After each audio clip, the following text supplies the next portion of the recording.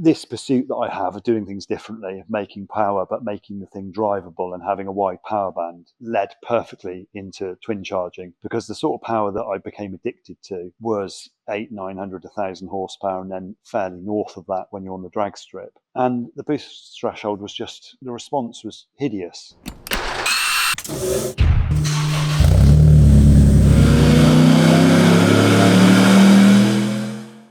Welcome to the HPA Tuned In podcast. I'm Andre, your host, and in this episode, we're joined by Simon Norris from Norris Designs in the UK. Norris Designs is a big name in the Mitsubishi tuning world specifically, and back in my earlier career running Speedtech Motorsport or STM, Norris Designs was one of the companies I really looked up to and aspired to, particularly with the quality of the vehicles they were building and the success that they were seeing. So it's great to have this all go full circle and get to sit down with Simon for a couple of hours and basically chew the fat and talk about his background and how he got into the tuning industry. Now, one of the cars that Norris Designs is probably best known for is their short wheelbase Evo IX time attack demo car. And I'm not going to ruin all of the surprises because we're obviously going to dive into this as we chat to Simon, but notable modifications include the fact that the engine is now turned north-south in the engine bay, and probably most specifically, it is now twin charged using both a supercharger and a turbocharger. And this is something that's always fascinated me. I actually went a long way down the path of setting up my own twin charged setup many years ago, and unfortunately never got it finished. So really interesting to talk to Simon about how all of this works. Before we get into our interview, for those who are new to the Tuned In podcast, High Performance Academy is an online training school. We specialize in teaching people how to build engines, how to tune engines, construct wiring harnesses. We also cover 3D modeling in CAD, race driver education, race car setup, and fabrication. You can find all of our courses at hpacademy.com/courses, and these are all delivered via high definition video based modules that you can watch from anywhere in the world, provided you've got an internet connection. This means you can learn in the comfort of your own place, and you can also learn at your own pace. All of our courses also come with a 60-day no questions asked money back guarantee, so there's zero risk purchasing. As a podcast listener, you can use the coupon code podcast75, and that'll get you $75 off the purchase of your very first HPA course. I'll put a link in the show notes with that coupon code, as well as a link to our courses. Also, if you like free stuff, then head to hpacademy.com/giveaway, and this will show you our latest giveaway. We partner with some of the biggest brands in the aftermarket performance industry to give away products every month. It might be an aftermarket ECU or dash, it might be a power distribution module, it could be wiring or engine building tools, or maybe car setup equipment. These are high quality products that I know you're going to want to win, and we will ship them free of charge to your door if you win, regardless whereabouts you are in the world. This is absolutely zero risk and no catches getting your name into the draw. All right, enough with our introduction. Let's get into our interview now. All right, welcome to the podcast, Simon. Thanks for joining us. And like usual, let's start by finding out a little bit about your background and specifically how you got an interest and passion in cars. Well, I've always liked cars, like a young lad, always looking at cars, playing with cars on a little carpet mat when I was 5, 6, 7 years old. Taking engines apart at home, so scooters, Vespas, little engines, I'd have them apart on the kitchen table. Mum always said that was fine, and I got on with it. And then when she had to serve dinner or do whatever she had to do, I might take them up to my bedroom and start stripping them apart and putting them back together. So yeah, quite unorthodox, but yeah, it's. I got to ask the $1 million question here: did the engines ever go back together? Absolutely, yeah. Did they go back together right? Probably not, but yeah, take them apart and put them back together. Was it right? Well, it might not have been the first time, but after a few times, it probably would be. So that initial interest from a child, and I've got 3 children now. One of my boys is just like me in that regard. He wants to know how things work and he's interested in cars. One of the other boys isn't. So that interest kind of, I don't know, is inbuilt in you in some regard. As I got older, desperate to start driving. So you can drive at 17 when I was learning or wanting to learn. So I got myself a little car for that and got that all ready and done prior to passing my test. And then very quickly too slow, needed another car a bit faster. And over a period of time, you gravitate. I think if you're a bit of a petrol head like we all are, you gravitate for faster and faster car. So I got into turbochargers. So I think first car was an Austin Mini, and then a little Fiat Uno. And then the story of kind of Norris Designs came from Nissan 200SXs, so the 1.8 turbo S13. So CA18 DET. Correct, yeah, brilliant engine, brilliant car from ages ago. And I tuned that a little bit with another tuning company who are no longer around, haven't been around for years. Money was hard to come by at the time. I didn't necessarily earn much money in the job I was in. Let's get a sense of what sort of age are you at this point? Well, I did some education. I was in the motor trade doing various different jobs, and I must have been 18, 19 and had my first car on finance and everything. Obviously, you can't afford to buy things outright at that age, or you never used to be able to. And I used a tuning company and just thought they weren't very good. And the way they did the job and the result wasn't brilliant. And I was traveling up and down to university for my then girlfriend. So it was an hour each way, hour and a half each way. And I thought I could do a better job than that. And I was heavily interested in this. And so I started the company way back when. 21 in the end by the time I started it. It's in 98. And kind of haven't looked back. It's absolute passion. Love cars, love tuning them, love everything about them. So yeah, it's a bit of it's an inbuilt passion from 4 probably or 5 years old. Okay, well, I mean, it's an interesting background. Actually, some of what you just mentioned mirrors my own background. I did a Bachelor of Technology in Product Development, and once I'd completed that degree, I was back home with my parents studying for a master's. And at the time, my old man had I think it was an old classic BMW CSL 3-litre inline 6. Don't ask me more than that. I can't remember the specifics. But what I do remember is he had a local company to us install what was then a very early generation of the Link ECU. And this was back in the time of the hand controller programming, no laptop support. And I got so sick to death of listening to him whinge about how badly it drove that in the end, I sort of thought, well, this can't be that difficult. And I grabbed the manual and the hand controller, spent about 3 or 4 hours out on the road kind of figuring out how it worked, improved the drivability of it, and basically transformed it into something that was actually nice to drive. And that actually kind of got me my start because my dad was involved in the local BMW car club. The same guy who had butchered his car had destroyed 5 or 6 other BMWs in the same car club. So I kind of worked my way through those. And 6 months later, I was sort of doing more tuning than I was studying. And the rest is kind of history. So similar. That's so similar, yeah. This isn't about me, though. It's about you. So let's kind of turn this thing back around. Quite unusual to sort of just basically start your own company. Was there any prior sort of work experience that you were doing? Yeah, well, I was in the motor trade prior. So I did, it's difficult to remember now. It's been such a long time. I started in parts, like as a little parts department apprentice, and that was in a Nissan dealer. So obviously my love for 300ZX twin turbos, Z32s and S13s was kind of born from seeing those in the workshop as a young lad. So I started doing that, and then I think I graduated into sales from there, but not in that dealership, at another dealership. I did a parts qualification at college. You have at this stage any formal qualifications in terms of what you're doing today in terms of, let's say, being a mechanic, engine building, tuning, etc.? Yeah, nothing so specific. So I did a diploma in engineering. I'm trying to think back at the timeline of things. So I did a diploma in engineering at college, and I didn't like it very much. It wasn't quite what I was looking to do. I would have been more appropriate probably to do something specifically relating to cars, but it was a mechanical engineering course, which I did. I don't know if I certainly completed at least a year. I don't know if I completed both years. BTEC, it was a qualification at the time. I don't know if they still exist.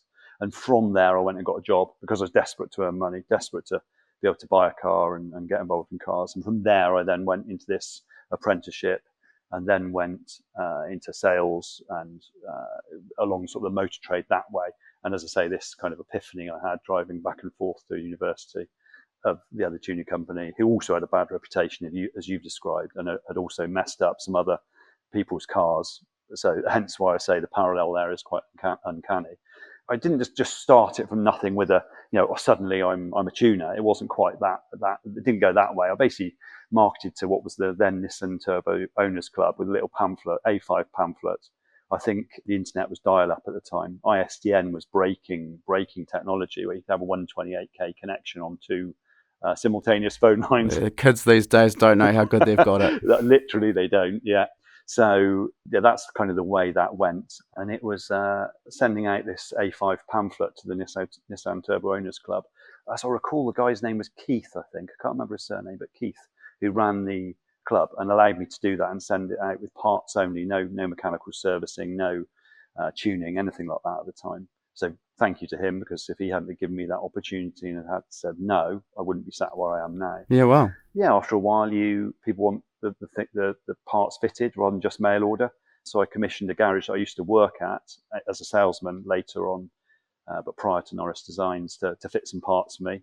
And then that worked okay, but I decided to do the work myself and got a little unit, at which time we then offered parts fitting and the parts themselves. But there wasn't ECU tuning per se back then. It was the 28-pin chips that you desolder and put a socket in and then push them in. So it was a generic tune, and then you'd retard the crank angle sensor by an overall global ignition. So, you didn't have any debt. So it was quite archaic and quite basic, but things move on and people are watching black and white tellies probably. So, that's the parallel. It's not quite as... Yeah. I mean, the technology back then isn't what we're spoilt with now. I'd also argue those older cars, because I cut my teeth on similar vehicles, and it was much easier for the ECU manufacturers at the time to make a plug and play replacement ECU, which now, obviously, with the complexity of the different electronic control modules we see in modern cars, it's much more difficult to take that factory ECU, throw it away, and put in an aftermarket replacement. And we'll probably talk a little bit later about the options when it comes to tuning. I'm interested, sort of, obviously being based in the UK, it would seem like the obvious choice would be to focus on European models, but you haven't. You're primarily a JDM guy through and through, as I see it. Why go that way? What was it about the JDM cars that did it for you? I think it's probably that early experience. So post-college and the apprenticeship in Nissan dealerships, seeing these Z32s and S13s come in and aspiring towards those. If I'd worked in a Ford dealership or a Vauxhall dealership, there's probably no doubt I'd be looking at a different product now than I actually am. So just basically a product of your environment at the time and your upbringing, what you were exposed to. I think so. Yeah, absolutely. Because my mum used to have a Hyundai Pony.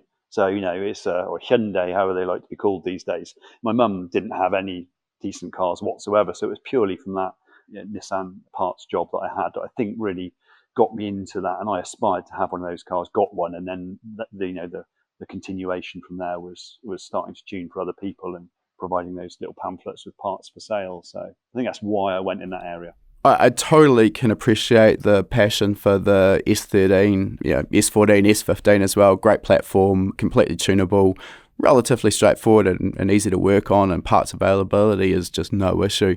The 300Z, I've got a question though.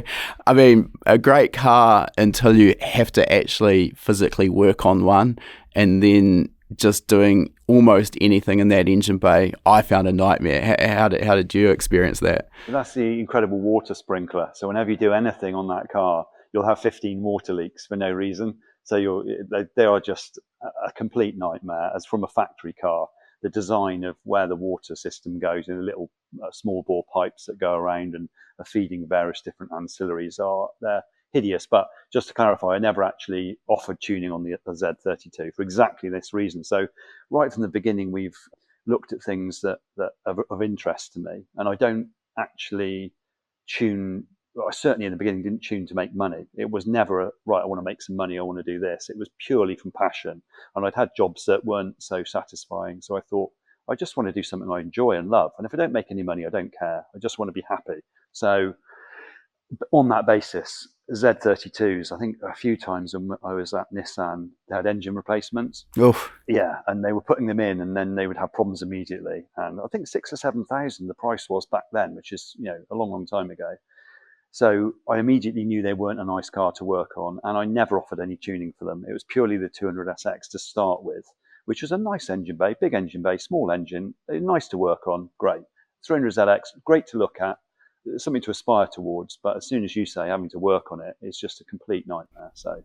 I mean, as long as you're only doing an oil change, it's fine. I mean, the other one that springs to mind, and unfortunately also from the Nissan stables, is the R32 GTR. And I remember with not a lot of fondness the time taken to remove the factory twin turbos from an R32 GTR. That is not a fun job. Fortunately, the 33 and the 34, the engine bay grew a little bit, and obviously the RB26 didn't. So while it's still not exactly a walk in the park, you just had a little bit more room to work on. But many scraped knuckles and curses given while working on an R32 GTR and a 300Z. All right, so at this stage, you've sort of started Norris Designs, and you're sort of obviously selling parts, as you mentioned, fitting parts, and you've got an interest in this tuning side of things. How did everything sort of grow? Well, it just grew organically. So it wasn't some sort of exponential growth with huge investment. To start the company, I had a Fiat Uno Turbo. I sold my 200SX, and I had a Fiat Uno Turbo because I wanted a motorbike as well. So I had a CBR 400RR. And I sold those two. I think it gave me $7,000, 7,000. And I used that to market to buy a computer. I started from my bedroom originally and get some printing done, and to be able to live as well with no money coming in for a few months.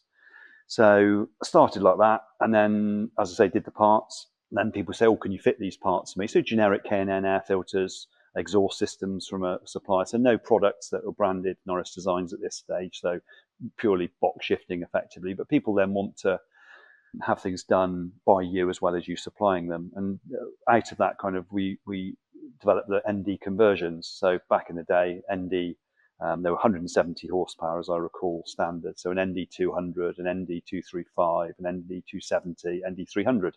And you'd have a package of parts that I would guarantee would make a certain amount of power. Obviously, the number of conversion is pretty evidently going to be the power it makes. And that was my first branding that we started.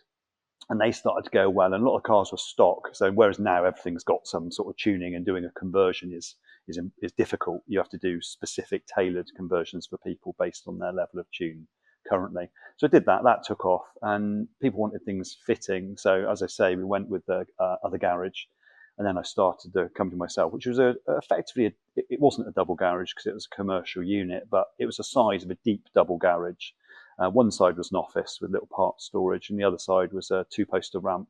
You could get one car or two cars in, but one car to work on.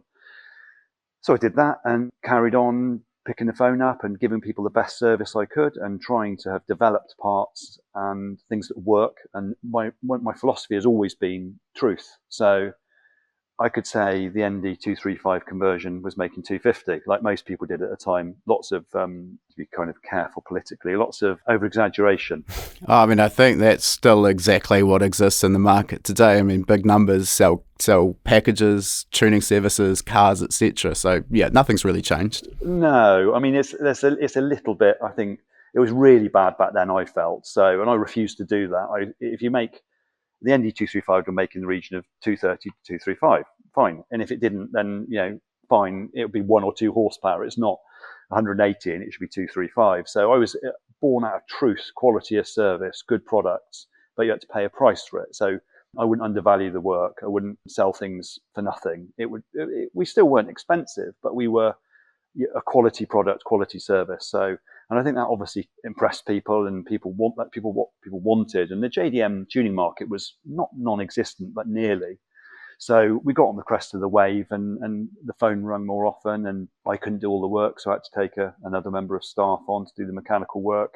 Because although I'm perfectly capable to do the mechanical work, I don't enjoy it so much. I prefer running the business, designing the packages for people, talking to the customers, and obviously now, much later down the line, doing the ECU tuning. So it sounds like you sort of stumbled onto the approach that at least I found was the most successful for running a performance workshop in terms of offering these packages.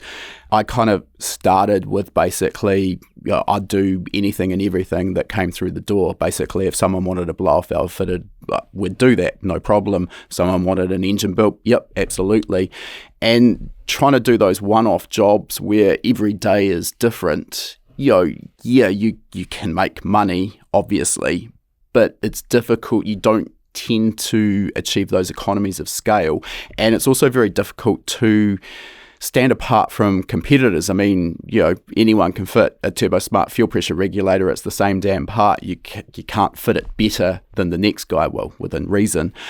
And then it was essentially when we got into the late model Evo, and then more along the lines of the late model Holden Commodore, which is an Australian domestic market brand, but the specifics don't really matter. What we found is we would offer stage 1, 2, and 3 upgrades, and stage 1 would be tuning only, stage 2 would be an air filter and a catback exhaust, stage 3 would be headers, exhaust, and a cam. And what we found is we could guarantee within a few horsepower what the package was going to produce. There was no guesswork in terms of pricing it. It was X $1,000, you're going to get this much power, and essentially it would take as long to bolt the car on and off the dyno as it did to put the tune in it, because we'd done 100 of them before. And we really sort of found this sort of economies of scale just really magnified the profit margins we were able to make. And we were still offering a really good quality product at a fair price to the customers, and they were over the moon with the results. So it sounds like you really cottoned onto that same sort of trajectory, but much, much earlier than me. So obviously you're way smarter than me too. I wouldn't go that far. I've seen some of your tutorial videos and things in the market, so I think you're pretty smart, but we won't massage each other's egos for too long. So yeah, I think that's right. The conversion, you do care about profit at the time, but I was a young man and I wasn't too bothered. I wanted to give people a good product, make some money as well, but not get into this head scratching situation where you're fitting one part and the person's going away and something else has been affected by that, or something completely secondary has come up. So you're doing your conversions and you're doing it. We only did 200 SXs. I didn't do all and sundry. So somebody to ring me, which they probably didn't at the time, asking, could you do an RS Turbo Escort or something else? The answer was no, in the nicest possible way. And the same applies now. So we're very niche. We know our product and our cars in great depth, and we don't pretend to know anything about other cars, although many things apply. We're experts in our field, I feel, and that's been a good way to give the customer the best service, to minimize headaches, to try and make some money at the same time, and sleep easy at night. So yeah, but the conversion path is definitely a good thing. I think that makes a lot of sense. I see that with a lot of the bigger workshops around the world. They do tend to specialize in maybe not just one brand, but there'll be a selection of maybe 3 or 4 brands or vehicles that they support. And as you say there, you know the car inside and out. Your techs know all the little tricks and tips that are going to speed up the process, and there's no guesswork involved. And I mean, yes, relatively speaking, an engine's an engine. If you know how to tune a 4G63 or a SR20 CA18, you know how to tune a VR38. There's no magic when it comes to tuning, but the process of learning a new platform does take some time. I guess where the trade-off for that is, I mean, I was based in a city with 500,000 people, so relatively small. And if you wanted to put food on the table, unfortunately, we had to be able to branch out. So, I mean, we tried to stay within our lane to a degree, but, it would be impossible if I just said, hey, we tune Mitsubishi Evo, that's it. You'd probably get a car every 2 or 3 weeks, and that's not really a viable way. So, I mean, obviously you're fortunate in where you were that you had enough customer base with those models that you wanted to support, but maybe not practical for everyone who's listening, who's maybe thinking about starting a performance workshop. Would that be fair? Yeah, I'd say so. I mean, geography is obviously super important, isn't it? Your location. So you would be at one end of the scale with that 500,000 people there, all of which wouldn't have a car that you were going to be tuning. What was it, 66 million or something in the UK, I think now, and then how many in America? 400 plus million. So the potential market definitely depends on where you are in the world. I mean, these are things that are important to consider. I raise it because, I know we have people listening to our podcast who are either starting businesses, in business, or considering starting a business. And these are the things that, initially are very easy to gloss over the top of, but really do make a big difference to your success or failure, I think. Yeah, I'd agree with that. The only thing then which is different now than it was for us years ago is the advent of the internet and the market that then creates on a mail order basis. And it can be a complete engine, whatever, is exponential comparable to our markets were, very geographically based, weren't they? So they'd be in your local vicinity or country. And then you'd have some export, but not like you do these days. So I think the world's people's oyster with new businesses, if you take that into consideration. Yeah, definitely. It's never been easier to get your product and service in front of the entire world. All right, well, let's come back to sort of the growth of Norris Designs and maybe sort of bring us up to speed in terms of where it is today and give us the sort of 30,000 foot view of the operation. So whereabouts are you based? What's the size of your facility and how many staff have you got to get us started? So we're based in Melksham in Wiltshire, which is southwest England. Been in this particular premises for 15, 16, 17 years. As I mentioned earlier, I started from a bedroom and then went to a little town, which is where I grew up, Corsham, which we had effectively a deep double garage sized unit. It was just me, then me and one other, then me and two others. We moved units from there to another unit, which was maybe 4 times the size. Then across the road to another unit, which was better dimensionally, but a similar size. And then we bought this place over in Melksham, like I say, 16, 17 years ago, and changed it, tailored it to suit our requirements. It was an old engineering shop, so did loads of things with that. And just we've gently grown staff-wise over those years, dependent on demand. And we've been bigger than we are now, and we've been busy fools more so than we are now. So turnover is not the thing to look for singularly. It needs to be that relationship between profit and quality primarily, really, for the finish of the cars. If you've got loads of people doing loads of things all the time, you can't keep control of that quality. When you're like I am, and I want to have a hand in everything that we do. So we're currently, I think, about 7,500, 8,000 square feet, the building. So we've got a main building, 2-story, and then we've got some buildings outside as well. I think there's 7 of us that work here. It's a fairly small affair, but it's how I want it to be. So many years ago, I'm 46 now, but I could have expanded more and more and more and got a bigger unit and got more staff and gone into other cars. But I have such a great life with my family, with a work-life balance. I don't want to get any busier. I don't want to be working all the time. We only work Monday to Friday. We don't work weekends, haven't done for at least a decade, if not 2 decades. So the balance is great. So I think some of the American tuners would be huge and get bigger and bigger and bigger. But that's something, if it were available, I wouldn't want it anyway. Yeah, a couple of really important things you've just mentioned there. The work-life balance is so easy to get tied up in and lose sight of. And I mean, I know in my early days, really, I was running my business purely to fund my drag car and make it go faster, and I was probably paying myself just a touch over minimum wage. It really wasn't a business, it was a hobby to support my drag racing.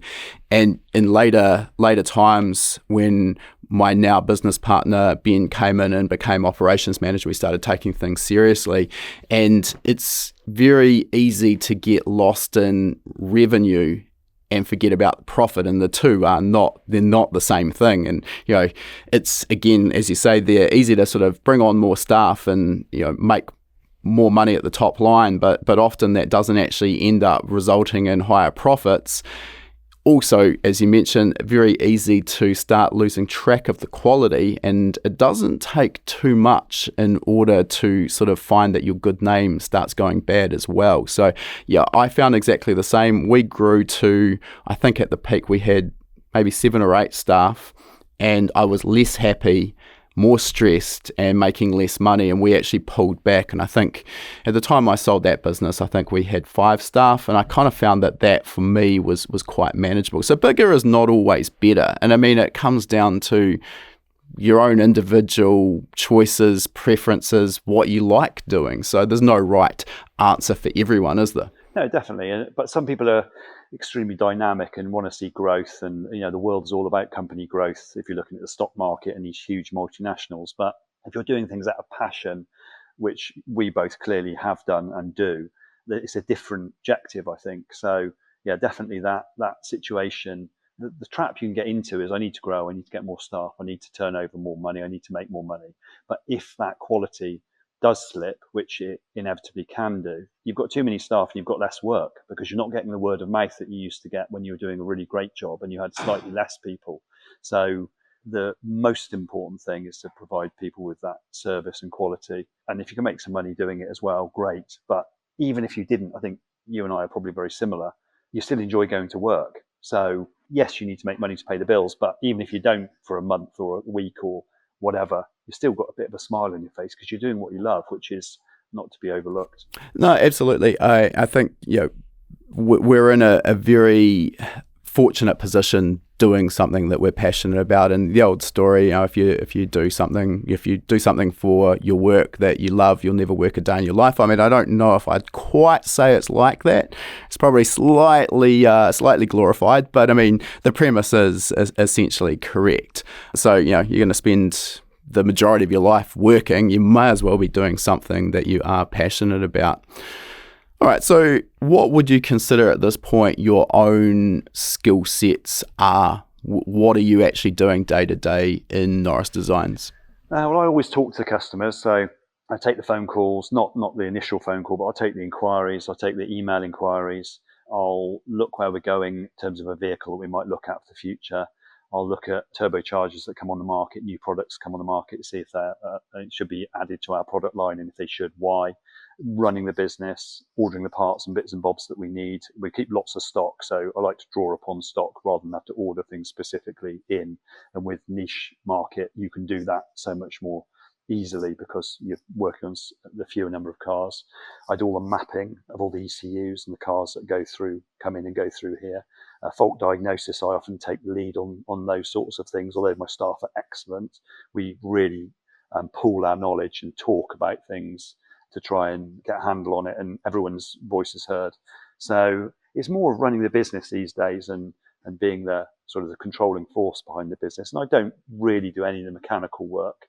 If I need to, I do, but thankfully I don't very often need to. But the electronic side of it, the computer side of it, I really, I do all of that exclusively.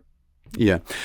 I've talked on this podcast in the past quite a few times about, the usual path of the entrepreneur who's good at something, be it, spinning spanners or tuning, and decides, right, okay, I'm going to make a business out of this, and then quickly finds out that to actually run an effective business, you're only able to spend at the most maybe 50% of your time actually doing the thing that you really like.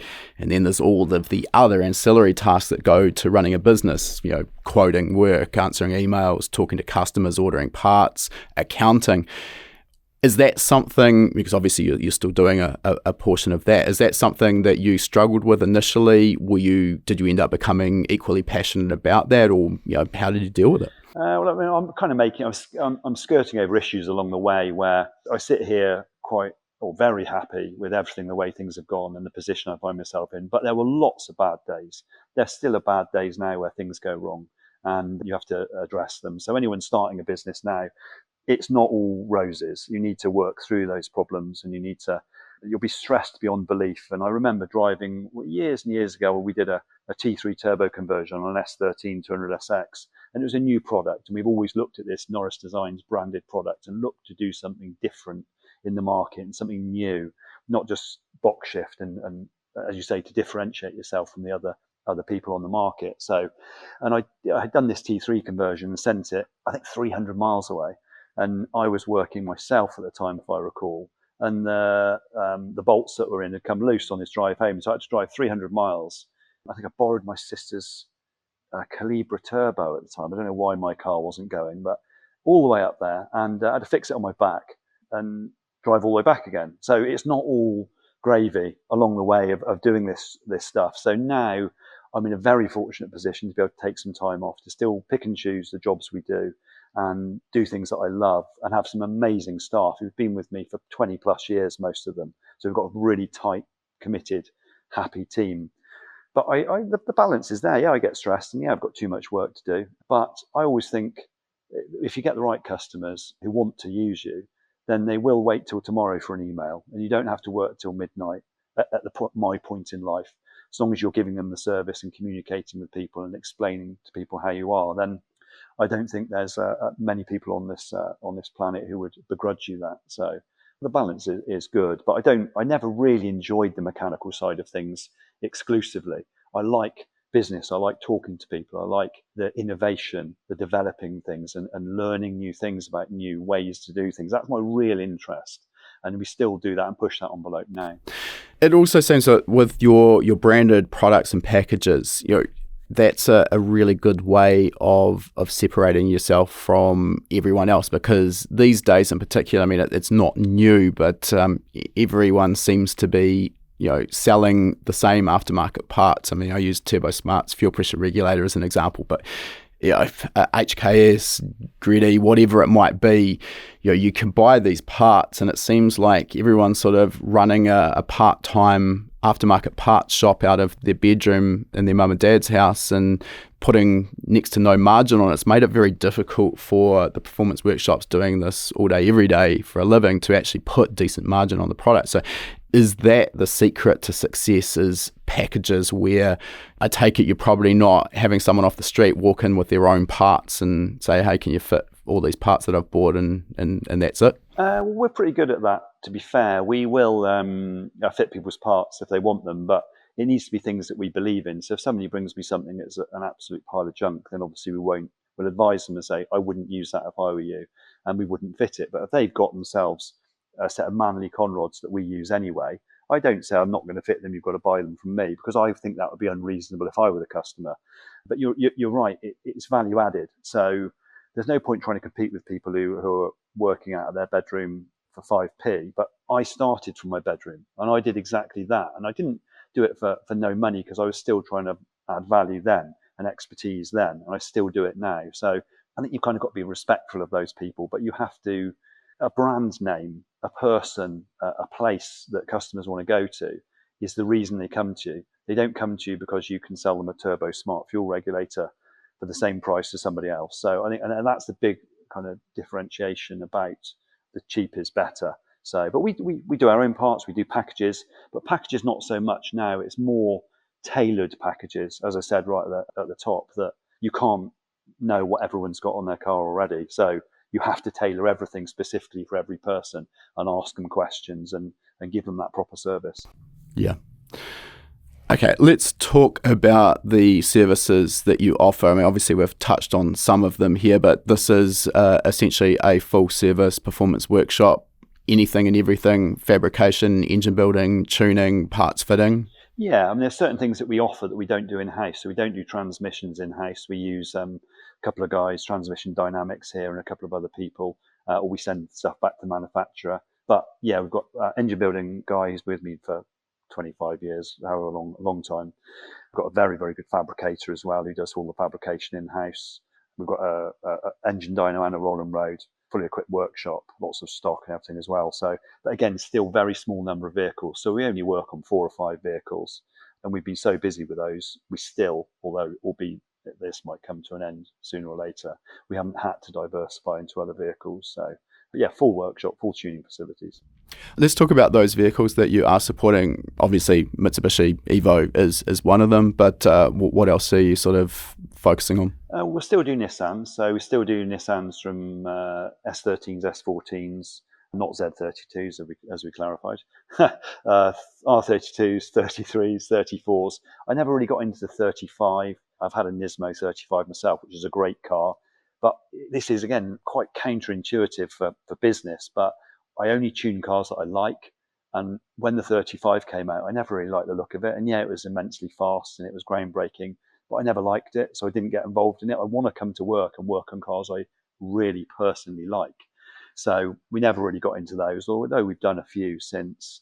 And then the Evo platform, 4, 5, 6, 7, 8, 9, and then 10 as a separate thing also. And the 4 to 9, as you know, broadly are the same car in terms of expertise. So that would be our base vehicles. Although we did actually, go across and do the Mark III Focus RS because I bought one of those, and that was a 4-wheel drive and a 4-cylinder. That's sort of my preference when choosing a vehicle to tune for the company. And we've done quite a lot of those and for those, but it still always harps back the main work and the main packages and things we offer for the Evo 49. Okay, I mean, that begs the question, pretty much all of those cars that you've just mentioned are no longer in production and they're only getting older. Yes, there is a very active and passionate enthusiast base buying and modifying them, but I mean, it must be a dying market to a degree as well. So obviously you're more than busy enough as it stands, but at what point do you start sort of looking around at what is the next model or marque that is worthy of supporting? Yeah, that's the million-dollar question, isn't it? It's something that I have been talking about with friends in the trade for 15 years, and we're still busy now, and we've still got enough to do. And I've got too many cars here, as I said at the top before we came on. So we're doing things right. You can't please all the people all the time, but we try our best to do so. And we still make mistakes sometimes, but we try not to, and we always react to them and do the best we can to correct anything that has not quite gone to plan. But at some stage, I am going to have to look at something else. But there's some ideas that kind of come up in my own mind for various reasons. And just as an example, I've got a M4 Competition, the new X-Drive G82. Brilliant car. Sold the Nismo 35 because the mileage was going on it, and bought this just as a daily. Don't care about it. It's not special edition. I'll put the miles on it, but I actually love the car. And that's a market that we could potentially go into in the next 5 to 10 years. But it might not, because as you rightly said a little while ago, the ECUs and the integration is so advanced and in depth now that I not shy away from it, but it's a lot to learn. And I'm not, under any illusion that that's the thing you can go into quickly and easily. So, but at the moment we don't need to do anything. Maybe I'll be old enough at that stage to retire anyway and not need to go into another car. Who knows? And I think the other thing with the models that you are supporting over particularly the last, let's say, 5, maybe even 10 years, we've seen the prices of those models just absolutely, skyrocket. R32 GTR has sort of gone from what was one day quite affordable to now sort of a pipe dream for most, unfortunately. And what that has meant is that those who have them tend to have a little bit more sort of spare cash to put into modifying them. So I see the level of modifications and the quality of the modifications going into the likes of the late model Evos and Nissan GTRs. They're at a higher level. There's more money being spent and more quality modifications, which obviously works well for a workshop like yourself. Let's talk a little bit about tuning, because this is an area that you've mentioned that you specialising in yourself, and it's an area that is immensely difficult to learn. I struggled because when I was starting my own workshop, there were no resources to learn. It was I did it the hard way of figuring it out for myself. How did you learn to tune? What was your process? The same thing. So obviously HPA weren't around back when I started. You were still doing speed tech. So I had a bad experience. So we like to develop things, and to develop things with high power engines, certainly traditionally, and in the most part now, engine dyno is the way to go. So we hired a number of different engine dynos and had other people. We were on Motec at the time, so probably the 4, M4, and then the M800. And I had a bad experience where particular, obviously unnamed tuner, freelance guy, had made some bad errors on the setup, on the sync position on an M800, and it jumped a crank tooth and advanced by, I forget what, 20 degrees, and it had done cylinder 1 and 4, or 2 and 3, and the other ones were perfect. And having looked back at the logs and looked at the map, and you could see what had gone on. And at that point, I thought the team and myself do everything else. So I'm going to learn to do it myself. And I always learn. We've always had demo cars. Kind of haven't mentioned this, but we've always had demo cars right from the beginning. So right from inception in 98, 99, you have a demo car, you try everything on your own car. You don't try anything on customers' cars. Everything is done on your own car or on an engine that you are testing on the dyno. And you prove the package and prove the theory, and at which point you then sell it to customers. So I had ample opportunity to learn how to map. And there were some base maps which were there that had been done, which you could see the glaring errors and the resulting failure. So I very much, again, the same as reciprocating your history, where I taught myself, but over a period of time, and I'm still learning now after all these years. There's still things that you find and you do something different, which gives you a better response or a better result. So same method, really. Okay, so I mean, when it comes to tuning, there is a lot that goes into it, particularly when we talk about more modern vehicles with the likes of continuously variable cam control. But if we, break it down to sort of the basic building blocks of tuning, we're really talking about fuel and ignition. And I think the ignition side of things is reasonably straightforward. If we understand MBT, stands for maximum brake torque timing, basically we're advancing the timing and watching the torque figures on the dyno. We're going to get to a point where the torque peaks, and if we continue to advance the timing, we're actually going to start to see that torque fall over. So on a good fuel, which allows us to tune to MBT, it's actually relatively straightforward to optimize the timing, no big deal. Obviously, we're not always on a good quality fuel, so the other limiting factor becomes the onset of knock, and we can listen for knock using audio knock detection. So, the ignition side of things, I think, is relatively straightforward. Fueling side of things, that's where things get a little bit more complex, because you can ask 10 different tuners, what air fuel ratio should I be running on XYZ engine at 20 psi of boost pressure, and you're going to get as many different answers as people you ask. So I'm interested, how did you sort of work out for yourself, hey, if I run this air fuel ratio at this boost pressure on this fuel, engine seems to hold together? Well, there's too many variables, I think, to just answer that question globally. So we would tune to 0.80, 0.82 lambda on petrol on an engine which is not ludicrously powerful, maybe a bit richer on some of the massive boost engines, and certainly different with different fuels. I always like lambda rather than AFR personally, just a preference. Agreed. Yeah, my preference as well. Yeah, definitely. There's no extra calculation to be thought about, but I think the thing that primarily prior to doing a fuel table and your fuel setup and your injection timing and everything is making sure the background information is right. Because even with ignition timing, okay, that's quite straightforward. But if you've got, as I alluded to a minute ago, if you've got something set up wrong in the background and you think, well, I'm okay there, and suddenly I need to be 10 or 20 degrees retarded because it's jumped the crank tooth, the background information is very important. And that's actually the most difficult thing to do on a car, is to set up all the parameters that you need, your sensors, all your information prior to even getting to the fuel table and the ignition table. So that's the first bit. But this is another benefit of having a niche product, is that you have base maps that work on those vehicles.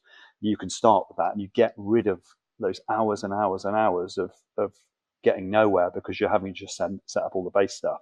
But going back to the point, the fuel table thing, we've had an engine dyno for years, 20 years probably. From unit 3, we had the engine dyno. So I did a lot of testing, and I could test all these things that you've stated already and see what worked best. But you're still into the limitations of, well, that makes more power. That's 0.85 rather than 0.82, and it makes more power. But back then we were on ARP black head studs, which were rubbish.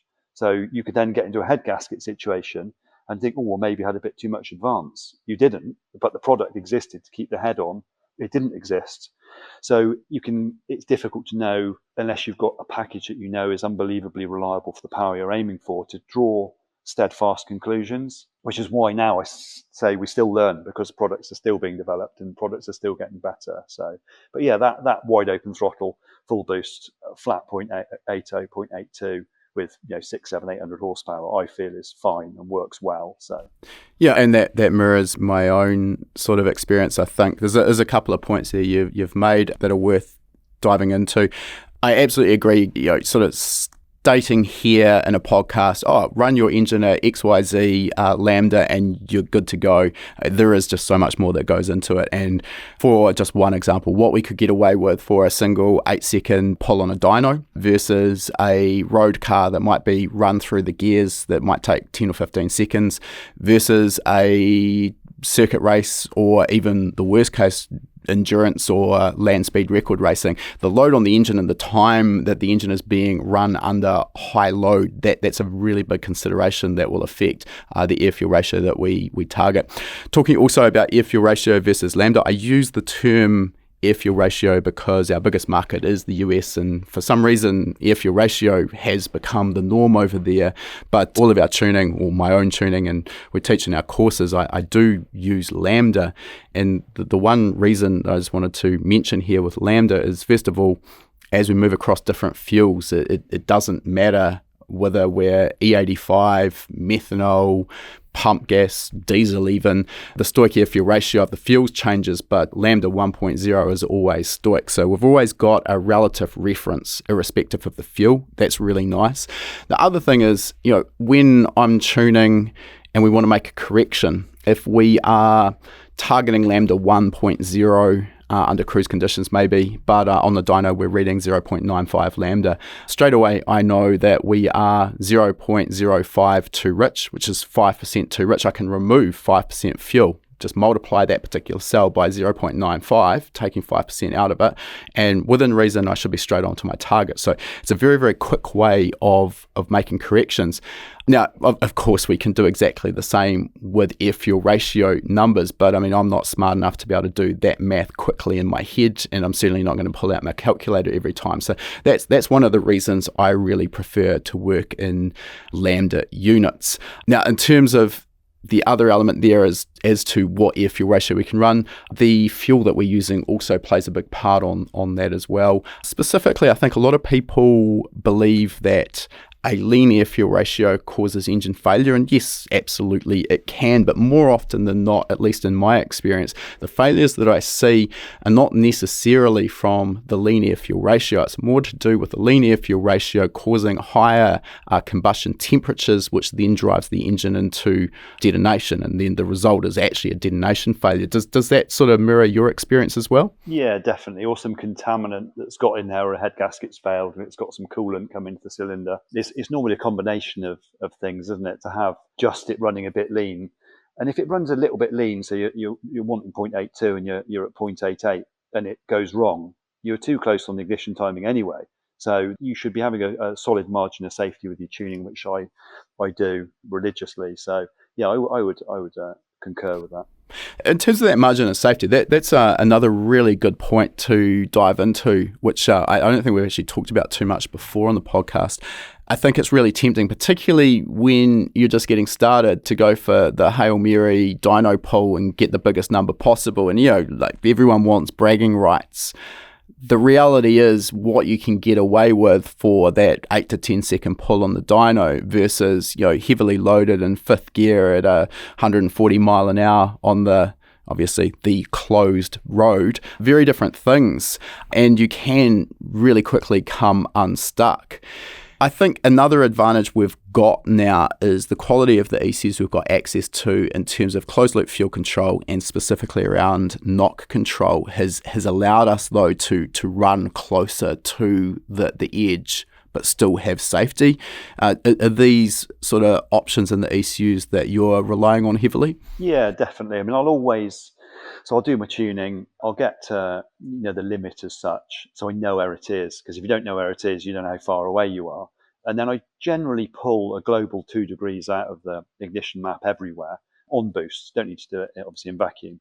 And then having calibrated the threshold of the knock and the cylinder multipliers, you obviously confirmed prior that you know that when it knocks, that you can see it breaks threshold and removes the timing. But I would still, even with those modern systems, I would still have a solid 2 degrees plus the knock control. But certain customers, I think one customer in particular said to me, I want to do some draggy times or something. I wanted to go absolute on the edge. I don't want you to pull the timing out. Because I tell the customers this. I don't make a secret of it. I said, that's your margin of safety. And if somebody's doing 20-minute races on circuit, they might have 3 degrees. And somebody I know runs everything they've got because they can't keep off the boost button or something, they might have 4 degrees. But I would always test that margin of safety on the rollers after it's been done. So you go, well, okay, well, that's made us this much more rich, or you're legislating, aren't you? But I also do gear dependent ignition retard. So I'd always take some ignition out in fourth and some ignition out in fifth for a 5-speed, like an Evo gearbox. So there's a number of different corrections that are in the background just to give you that margin of safety. Because the way I look at it is, you're better to have 30 horsepower less and be safe than you are for the thing to blow up and have to pay for it and lose the racer in anyway. So I'm quite cautious, but we push the envelope in the spec that we go with, but make sure it's safe when the customer has it. Yeah, it is a balancing act because obviously the customer wants as much horsepower as they can get. The reality, however, is you're never going to have a happy customer coming back with a hole through a piston. And I mean, I'd argue as well, and I'm no different, you're probably not going to tell on a 450 horsepower engine, you're not going to be able to tell the difference of 10 or 15 horsepower at the wheels, which is probably the effect of that 2-degree safety margin there or thereabouts.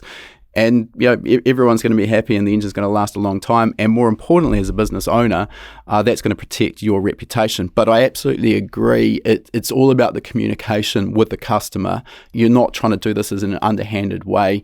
Get that Hail Mary big dyno plot number and then pull the timing secretly and sort of send the car out where it's not actually making anything like what you just gave it to them with. I think that's the important takeaway from that. But yeah, obviously at the end of the day, just protecting your own reputation irrespective of the controls that we have on these modern ECUs. It's always been interesting to me, and again, I'll relate back to the Holden Commodore market where I was doing a lot of tuning, but I think the same would actually go for Subaru as well.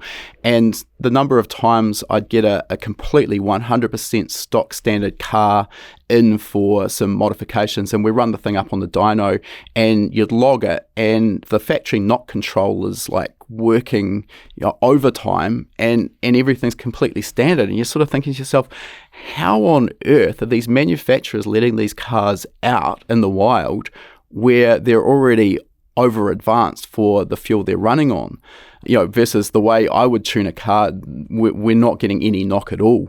That just blew my mind. The other thing I was going to say as well is what I would often do when I was tuning a car, something that was going to be used for circuit racing, for example, where I knew it was going to be driven really hard under sustained high load operation, is I would normally try and do my ramp runs on the dyno at around about 1 second per 500 RPM. So I found, within reason, that provides a good amount of load on the engine, and you're talking about maybe a 10-second ramp run.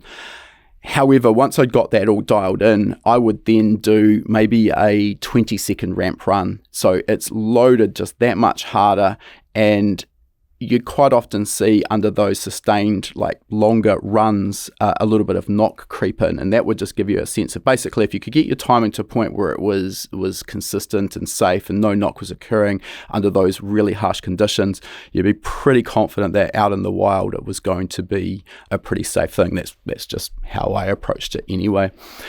Just interested, the engine dyno that you had, and you've said you've had this for a fair while, did you start with the engine dyno, or did you start with a rolling road and then get the engine dyno as well? Yes, it was engine dyno first. So it's a Superflow 901, SF901, which is long in the tooth these days, but a good, reliable dyno. So we got that. We didn't have a rolling road, and because it was a decision I had to make at the time, really, and the rolling roads were obscenely expensive back then, and we didn't necessarily have the spare capital or the desire, if you like, to get one of those. So we got a dyno. I wanted to develop a lot of things. So the number of days, weeks, months I've spent on the dyno, trying camshafts, trying turbos, seeing how they interact with one another, seeing why something does something different to something else is, I couldn't even fathom how long we've spent doing those things.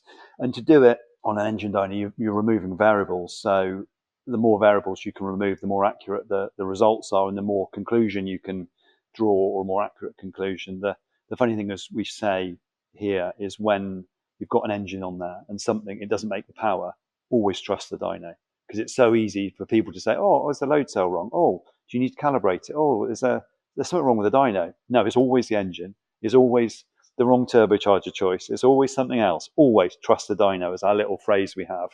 And that's really made a big difference for the demo cars that we run. And we've managed to be, I don't recall exactly, but nearly always the fastest at events in Evos in the UK, and have pushed the boundaries over the years and had some world records and all this sort of stuff.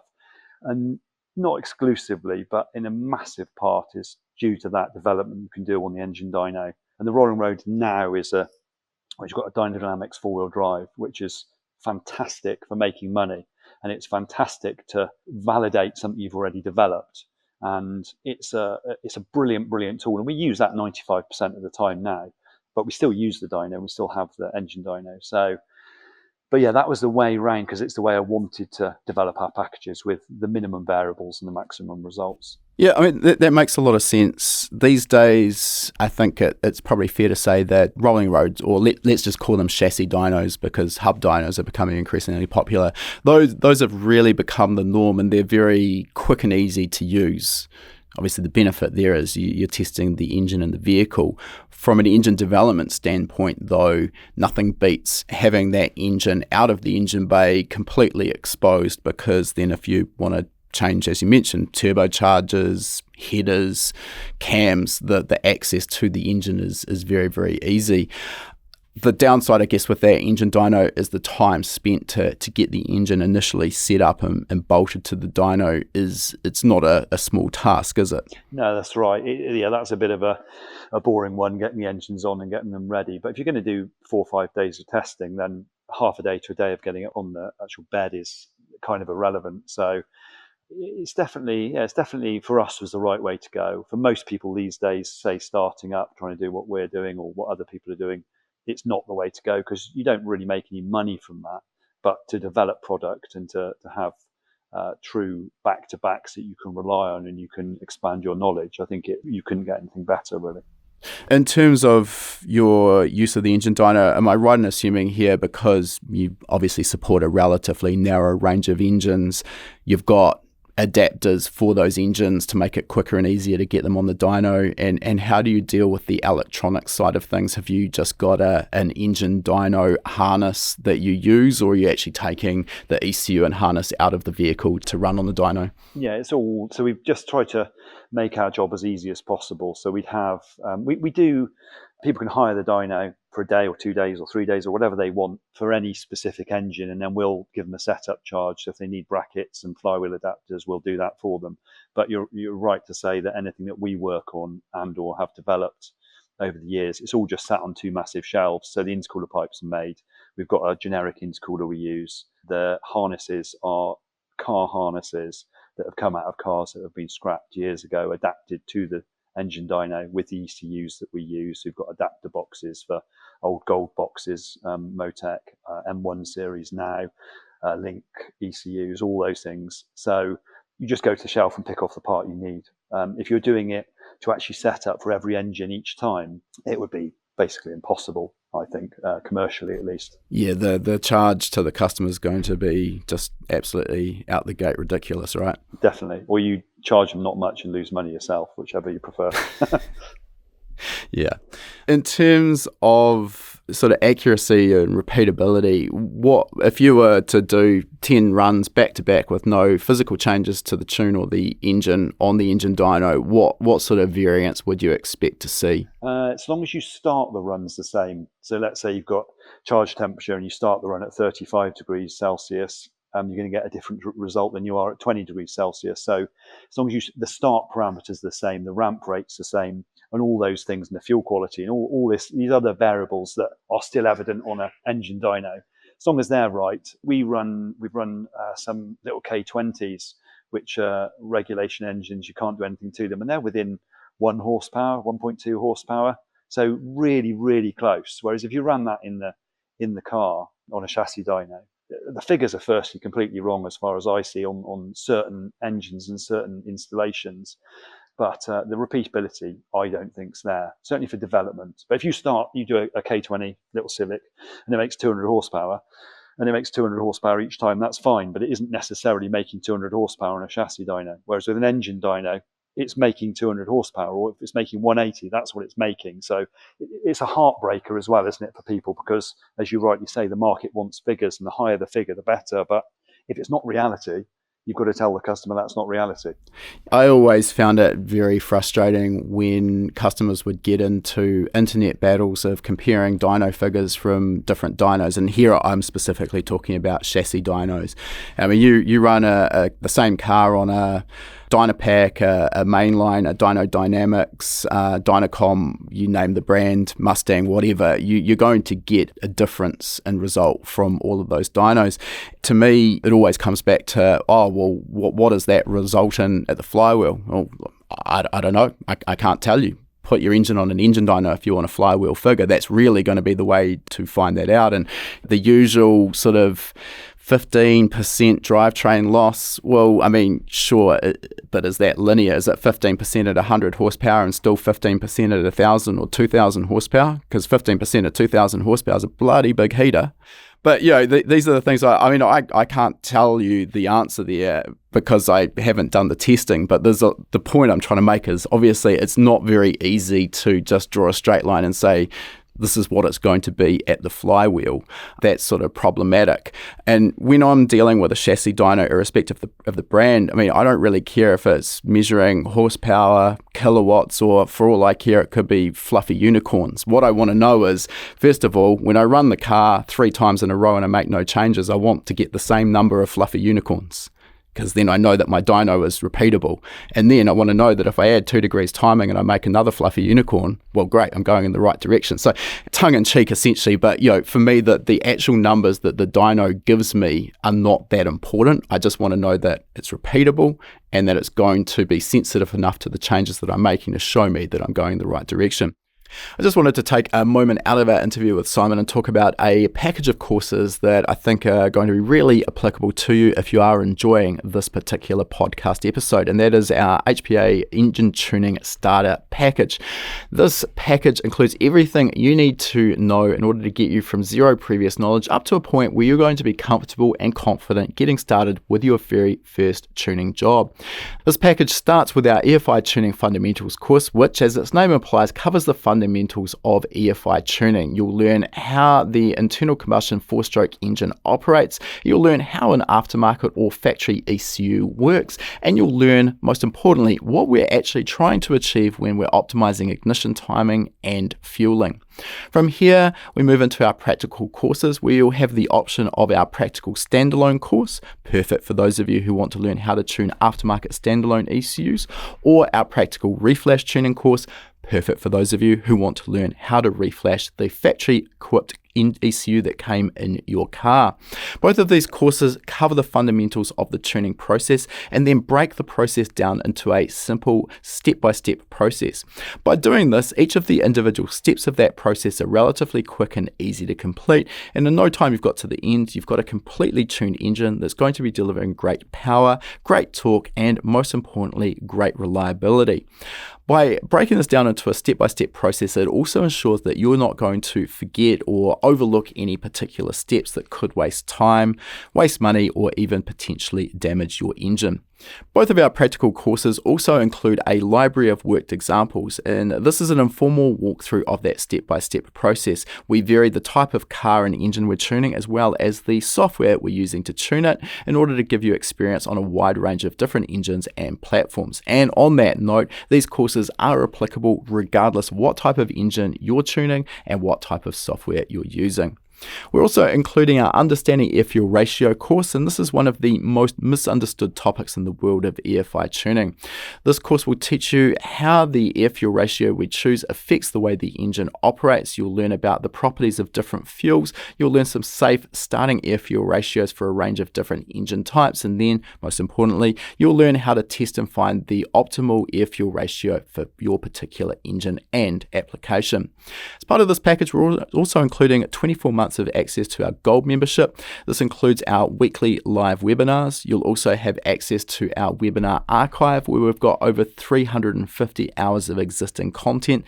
This is an absolute goldmine of information and one of the fastest ways to expand your knowledge on a huge range of topics. That Gold membership also gives you access to our private members only forum, which is the best place to get reliable answers to your specific questions. That package deal is normally valued at $417 US dollars.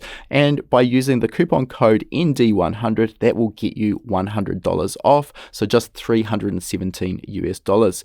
Even by using that coupon code, you're still protected with our 60-day, no questions asked money back guarantee. So if you purchase and decide it's not quite what you expected, no problem, let us know and we'll give you a full refund of the purchase price. All right, let's get back to our interview with Simon now. Where I did find some issues, and we had a mainline, back in my speed tech days, I had the Dynapack four-wheel drive hub dyno, which is a hydraulic dyno. Great dyno, very accurate, very repeatable. Biggest issue that I had with it, which I don't think they've resolved, is it just didn't have the torque handling capability for the drag cars that we were doing at the time. Starting High Performance Academy, we've been very fortunate to have really great support from Craig and Todd at Mainline Dyno, and they make an exceptional product. We started with the Rolling Road, really great for quick turnaround, particularly on low-powered cars where the strapping was less of an issue. But once you start getting up in the horsepower, I found that chasing consistency got difficult. And again, this isn't a relation to mainline dyno, it's just rolling roads in general. It's going to be affected by things such as your tyre pressure, the heat of the tyre, which obviously changes from the start of your dyno tuning session to the end, and even the actual specifics of the tyre brand can affect things. So very difficult, I found, to get consistency from one dyno session to another, particularly if you're giving the car back to a customer. He's coming back in 6 months' time with a different set of tyres on the car, and all of a sudden it's lost 15 horsepower, and you're sort of scratching your head to find out why. Do you find the same with your Dyno Dynamics rolling road? Yeah, I mean, as you touched on now, the biggest loss is obviously the tyre to roller interface. So a single roller, in my mind, is better than the twin roller, but you have to let the car rise up a little bit off that back roller to get rid of that loss. So you're only on the nose roller on the front, so you're getting a true-ish figure. But we use ours as a tool to show where we were before and after, and where it is in comparison to other packages we've done. So I'll always, where I can, do a start figure, and then I'll, once we've done all the tuning, put it back on and do all the work, and then you've got a before and after for people. And as you say, whether it's 100 horsepower and 500 horsepower, or whether it's 700 horsepower and 1500 horsepower, isn't really relevant. It's the difference between them, and the fact that the characteristics that the engine has and the power that it makes and where it makes it and how it makes it can be displayed. But we don't really get the problem with day-to-day difference, and certainly not on the same day with the same car. You might lose something because the tyres get too hot, let them cool off. The charge temperatures are higher on one run than another, so it's explainable that that's made less power because it's in the ignition retard against air temperature. So I find that it's a good thing, it's a good product, and it works well. But yes, there are limitations. I think when you start to get up to 1,000, 1,050 horsepower and upwards, you're struggling so much with the tyre to roller interface that you think, was it wheel spinning? Was it not? Am I just pushing the tread off the tyre? Because you're up so high, and certainly with single power-driven wheels, you get the same sort of thing, 500-600 horsepower. So the strapping I find is essential, really important to let it rise up a bit and bite into that front roller. But it's a tool you're going to get some differences day to day. But generally, I had a car in literally, was it last week, that I'd run 2 years ago, Tommy Mackinnon, and it was 3 horsepower difference from 2 years ago to now, and it's 610 horsepower. 609 and 611, if I recall. And I was quite surprised. The shape of the curve looks like I'd just drawn it by hand straight over the top. So it can be repeatable. But yeah, inevitably, if the cell design's bad, where the fans aren't getting rid of the exhaust gas and it's not delivering enough air to the front of the vehicle, then it's not the rolling roads or chassis dyno, should I say, fault. It's the cell, it's the installation. So there's again, it's variable, isn't it? That's the problem. The minimize the variables, it's more consistent. It's fair to say that a well-designed dyno cell is an essential if you want to be able to get repeatability and basically do a good job anyway. And I think as well that's something that's often overlooked when people are thinking or out shopping for a dyno. You look at the cost of a dyno, which is obviously significant, $100,000 plus US dollars, depending on what specific model you're going for. I would probably argue you need to budget for at least that again to actually build a dyno cell to house it and run it. And it's not just a case of the airflow through the dyno cell to keep the engine happy and get rid of your exhaust fumes, which is also really important for your own health. But if you're running a performance workshop and you've got staff working on cars outside of that dyno cell, you've got to think about health and safety for them. It's obviously noisy, so you need something that's going to keep that noise down in the workshop. And then, I mean, I've been on the receiving end of noise complaints from neighbours as well, and I mean, that's never a lot of fun. So that's another consideration that, again, as I say, like very, very easy to forget about in the excitement of shopping for a new dyno. No conversation about tuning is complete without talking about your ECU of choice. And obviously there's a bunch of brands out there now. I think we've probably been spoilt with the advances in the last sort of 10 years, particularly we've seen with ECUs. But what has Norris Designs sort of gravitated towards in terms of ECU choice? We used to use the M800 OEM from Motec. And then when that became limited in availability, cost was a bit too high for a lot of the customers. And we moved across to the Link G4 Plus plug-in, again, because we were on a small number of vehicles, which was an excellent product. We're now on the Link G4X, which again is an excellent product, good company, made in some dodgy place over the other side of the world, I think. Just up the road from us. Yep, understood. Exactly. The ECU of choice would be Motec M1, but that's not remotely suitable for most of our customer base because their wiring, they're insanely complicated compared to most other ECUs that we need to run these Evos. As we say, they're not so complicated, the actual vehicle. So, but my own Evo runs on an M150 custom firmware. Brilliant product, but it's not the product for our market. The product for our market currently, and has been for a period, has been the G4 Plus and now the G4X from Link. Yeah.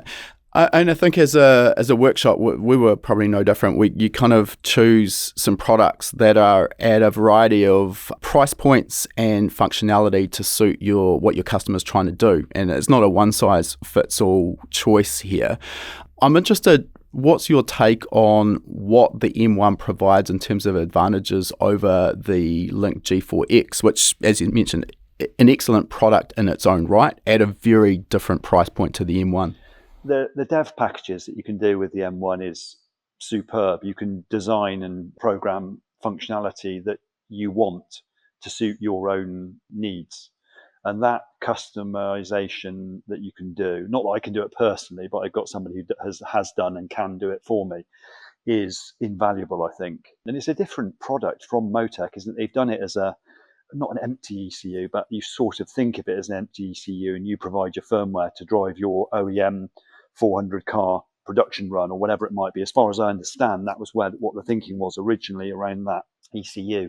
Whereas Link would be much more plug-in, much more aftermarket, hobbyist, tuner of my level and above type product. I might be inaccurate at that, but that's my own feeling on it. So, but the M1 is the software's far more complicated.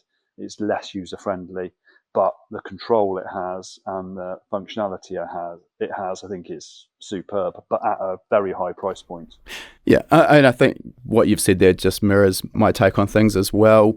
Yeah, the Motec is probably aimed more at that professional motorsport market, and the functionality that it offers in their production firmware packages achieves that. You know, if you go GPR or GPRP, then you've got paddle shift, you've got the motorsport functionality that you need that will work at that professional level. But then, as you mentioned, with the dev or development packages, you can then tailor your own firmware to essentially do just about anything that your mind can think up.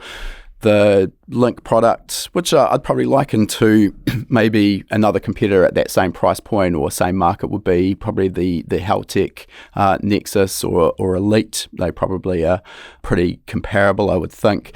And you've got more of a sort of an enthusiast level product. I mean, don't get me wrong, obviously both of those products can also be used in professional motorsport, but it comes at a cheaper price point. And you're absolutely right. Easier, I think, for those who are relatively new to tuning to get their head around the ins and outs of it.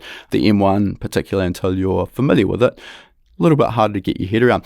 One of the things I think is overlooked with that Link product, and I know it's not something that everyone will benefit from, but really is an area that it actually exceeds or excels beyond what the M1 can do, at least without a build license, is their CAN template.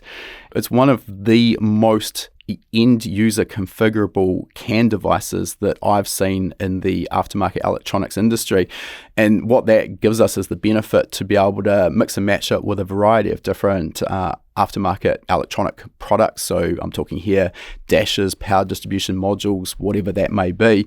And as long as you've got the skills to basically write a CAN template to send and receive messages, happy days, you're good to go. So I think it is a very powerful ECU at a reasonable price point that's really, really underrated. Yeah, I'd agree with that to an extent. The only thing I'd say about that, on that subject in particular, is that we had to reverse engineer the Mark III RS Focus, Ford Focus, and it had too many IDs coming out of the ECU, and the template wasn't large enough on the Link Thunder to be able to send out all the information, receive the information I needed to. So I had to have a secondary Arduino board, I think it was, so we sent some information across from the Thunder to the Arduino and then back across to the car, whereas the Motec wouldn't. So it's the overall size of that CAN template is too small, and they've made it bigger in the X, as I recall, but I think the G5 is considerably bigger, and it had the capacity, and I put that in as one of these requests, wish list or whatever, and they weren't looking to do anything with that. But you're right, we buy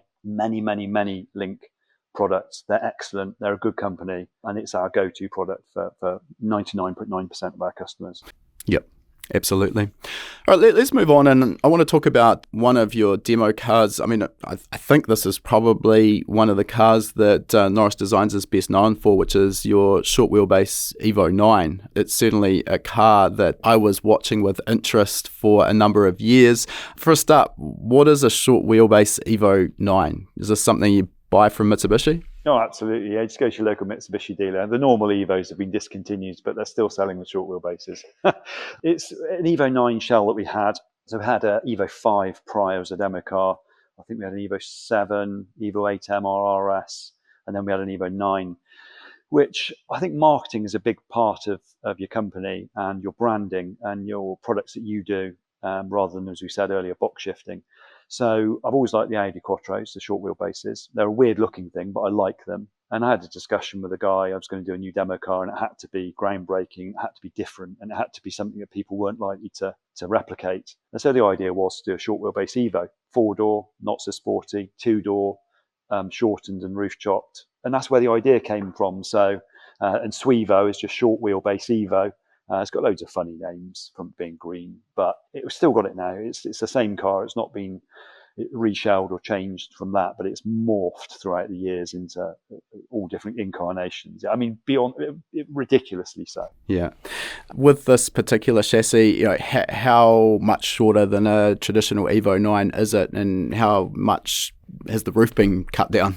So it's 10 inches shorter and 4 inches on the roof chop, and then the roof has been, the profile's been redone because it looked like a shark fin, really weird when it was just chopped, and the angle of the windscreens were weird. So that was all done by a company called Simon Motorsport years and years ago, who I'm still very friendly with now, nice guys.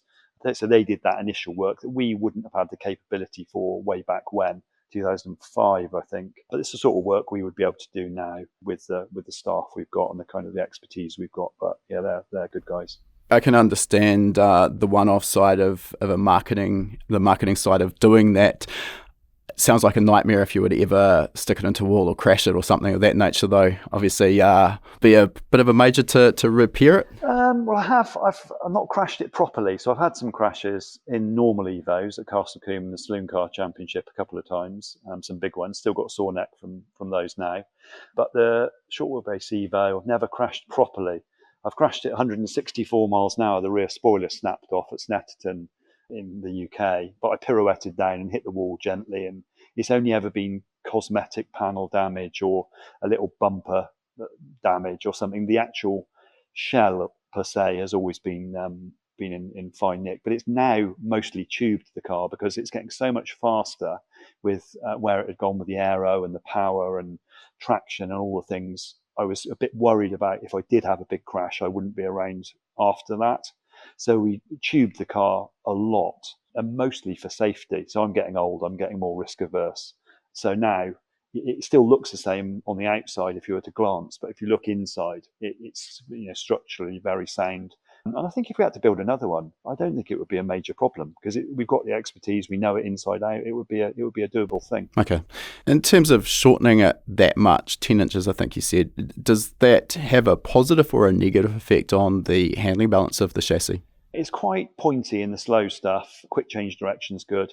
Over the years, it's been had a bit of a tendency to oversteer because it's a short wheelbase. And I think it's definitely counterintuitive to most people. Go as far as I would suspect, would think longer wheelbase would be better for the fast sweeping circuits and all that sort of stuff. But I've never really found any obvious negatives. You just drive around them. I think if there's a problem, you just drive around them, accept, well, that's how it is, so I'm just going to get on with it.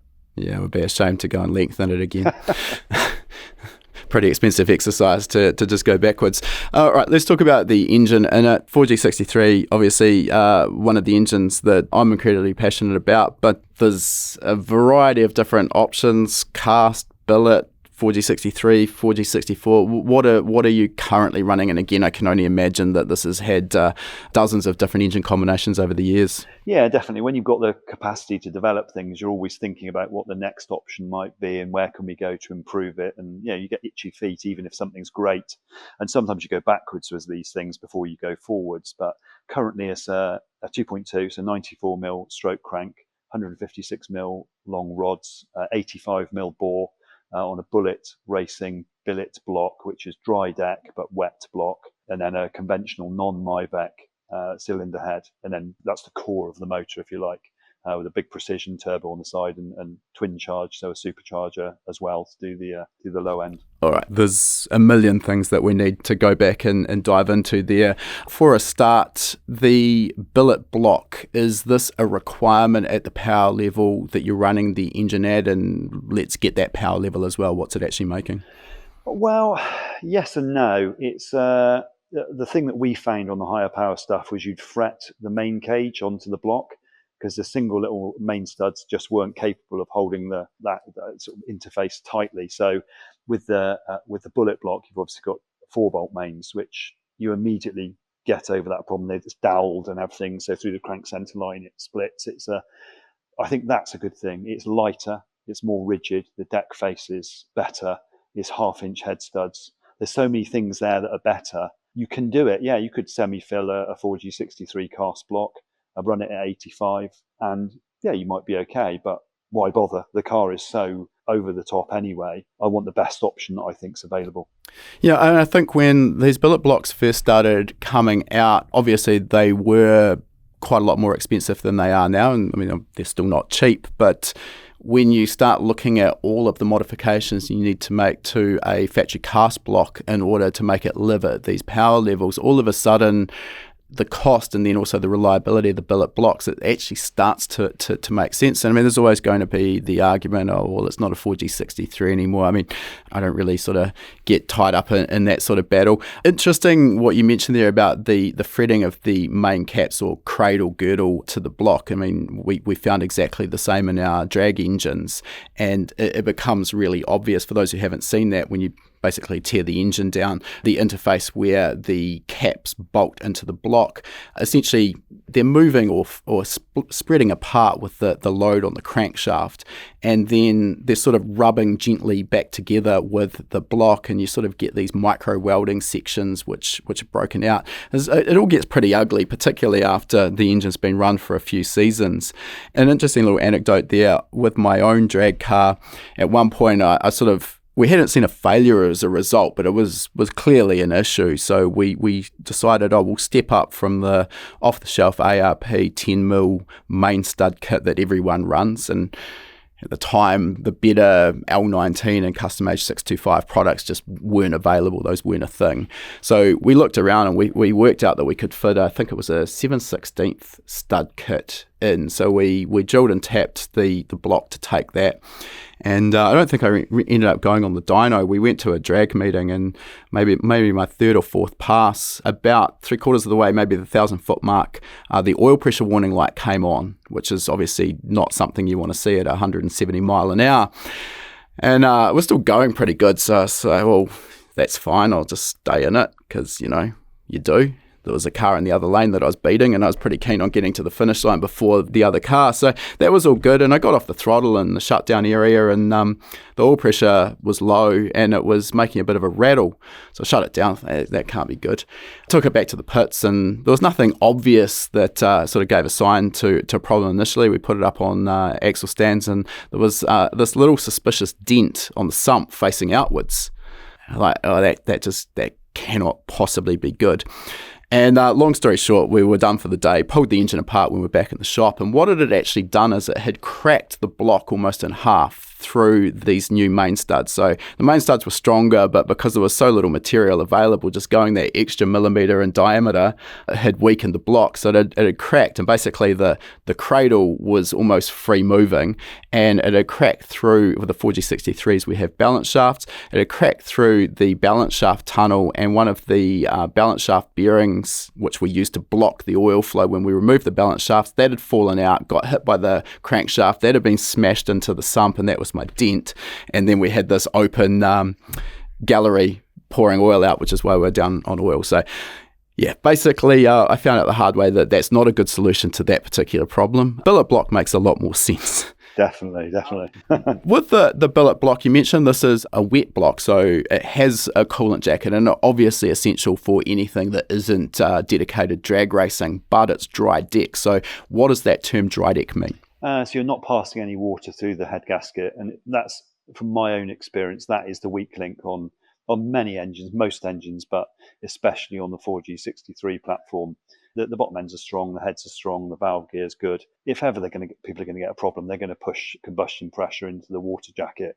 So to remove the water from passing by the cylinders in that area, you immediately engineer yourself some additional reliability. And we've got many of these people with a bullet block solution, and some other blocks as well, use a different sealing ring solution to us. So we use a fire ring, which is a stainless steel ring which sits into a recess in the top of the bore with 3 circular raised peaks, if you like, which bite into the cylinder head, and then like a graphite type gasket, which we've used for a long time, which has been, any head gasket issues that we used to have are a thing of the past. It's something you can fit and forget.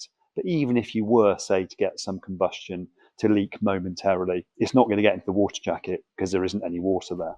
Yeah, one of the problems with that is a dry deck solution obviously is not in and of itself going to prevent a head gasket failure or the head gasket leaking, but as you mentioned there, stopping that combustion pressure making its way into the cooling system, you do have to consider the safety factor of that, because when that gets into the cooling system and it overpressurizes, at a minimum, you're going to end up pushing water out into the overflow where it can, depending on where that's located, get under the tyres. But I mean, in an extreme event, it can explode your radiator, which is going to end pretty badly. So yeah, particularly as these cars get faster, you do have to consider the safety implications of that. Now, in terms of that head that you're running, you mentioned non-Myvac. So Evo IX is Myvac. For those who don't know the Mitsubishi brand particularly well, that simply means that it's got continuously variable cam control on the intake cam. So I take it you went to an earlier Evo 8-cylinder head to eliminate that? Yeah, only because we were there anyway, and the 9 that I built was a shell rather than the complete car that I stripped. So we didn't have the Myvac head there. We had a head that we'd used previously, and we built the motor that way. The Myvac is definitely an advantage, but then there's a lower reliability with them, with snapping the nose of the cam off unless you go for a billet prior when you make the cam. You have to be careful at the stop points as well, so you don't turn the Myvac pulley into a hammer to just hammer the end of the cam off on the limits. But yeah, it's a 4-8 head effectively, so fixed cam timing on the inlet and exhaust. I'd argue as well that while, yes, the continuously variable cam control is a great advantage, particularly for the stock cam profile or moderate size cams, once you sort of start trying to make really significant power levels and you step up to larger cam profiles with more lift and more duration, the amount that you can still swing the cam starts to decrease, and the advantage that the continuously variable cam control gives therefore decreases. Plus, with a close ratio sequential gearbox, which we'll get onto shortly, you tend to be operating across a narrower power band, which makes again the benefits of continuously variable cam control less significant. Do you agree with that? Yeah, definitely to an extent. But one of the pursuits that I always have tried to get is the widest power band possible. So I'm not going to sit there and go, well, it's 800 horsepower, it's going to come on boost at 6,000 RPM, but I'm just going to rev it harder. I've always wanted to retain, and this is some of the weeks, months that we spent developing years and years and years ago on the Superflow 901 was, how do I get the lowest possible lag and hold on to power as high as I can, high up, to make that widest possible power band. And it's been like a career pursuit that I still want now. And I would say that the Maybach timing helps that almost no matter what at any spec, but definitely where it may be 500 RPM on a 500 horsepower car, it wouldn't be so much on a 8,000-9,000 horsepower car. So yeah, I agree mostly. Yeah, I think that is another element where dyno bragging rights doesn't really tell you the whole story. I mean, we could have 3 different engines that make 800 horsepower as a peak number, but their actual area or power under the curve, it would be completely different. So, just talking peak numbers doesn't really tell you enough about that power band and how that engine is going to actually drive. Talking about the billet block in terms of its usefulness or sort of how well it's suited for street use. I mean, obviously your particular application, it's not a street car, but I'm interested in your take on the streetability of billet blocks, because there are 2 schools of thought on that. Well, we've had no issues at all, either in race environments or on the street. We're only talking about the 4G63, 4G64 block that Bullet do. But we also, when you're at that sort of level of cost, they're always dry sumped with our dry sump kit. So the oil system, which might be an issue on a hot engine on idle with an original oil pump, which has not got the speed nor capacity to give you a decent oil pressure, is a thing of the past. So we can run the bigger clearances, and obviously the clearances becoming looser with heat, and not have an issue because we're dry sumped anyway. So we've got many of them, and it's not a volume part, don't get me wrong, but we've got many of them. And I don't say to people, are you going to use it on the street? Okay, you've got to have cast then. No, not at all. Billet is absolutely fine for us on the street also. So I think just diving a little deeper there, what you just alluded to is the clearances, so bearing clearances between the block and the crankshaft. And the difference here between the factory cast iron 4G63 block and a billet aluminium block is the thermal expansion coefficient. Essentially, simply put, the alloy block will grow more as it comes up to operating temperature. So the knock-on effect of this is it affects our main bearing clearances. We've got 2 options. We can either target a normal hot running clearance, maybe that might be in the region of 2.5 thousandths of an inch, for example, and what that would result in is much tighter clearances. Cold, particularly if you're in the middle of winter, the clearances will be really minimal. So that should really require a reasonably thorough effort to warm the engine up properly before you really beat on it hard. Or the alternative is you run a conventional clearance cold and accept the fact that clearance is then going to grow to more than you would traditionally run at normal operating temperature. Does that all sound in line with what you're seeing so far? Yeah, absolutely. And we take the second scenario there. So we would build the engine as we want, whether it's cast or billet. We obviously make differences between the 2, but as long as it's dry sumped and you've got the oil volume coming from that proper external pump, we certainly don't see any issues with the bearing clearances that we choose on a billet build as we would opposed to a cast build. And we wouldn't say to a customer, it's going to be really tight. Don't run it too hard when it's cold. Although with the modern ECUs, as you well know, we have engine RPM limiters against water temperature anyway, so they can't rev any of the engines hard when they're cold, and they've got boost cuts, 3D boost cut tables. So there's so many that harps back to the ECU control that you've got that control now that you never used to have, and you can legislate for those circumstances anyway. Yeah, I mean, we'd like to think that anyone with some mechanical sympathy is not going to jump in and drive the engine to 9,000 RPM, the second it started. But that's also a bold assumption, and there probably are people out there with no mechanical sympathy who are going to do exactly that. Okay, probably one of the more interesting elements, which you've already kind of mentioned here with this build, is the twin charged setup. So a supercharger and a turbocharger. And I mean, traditionally, the supercharger, obviously there's a few different designs of supercharger, but positive displacement as opposed to a centrifugal supercharger are great for low RPM boost response and performance, but PSI per PSI don't tend to make the high RPM power of a suitably sized turbocharger. Turbocharger, on the other hand, exactly the opposite. Great for high RPM performance, but generally you're going to have a boost threshold that's going to result in poor low RPM performance. So on paper, combine the two, best of both worlds, perfect. Is that kind of the path you went down, and how did reality match up?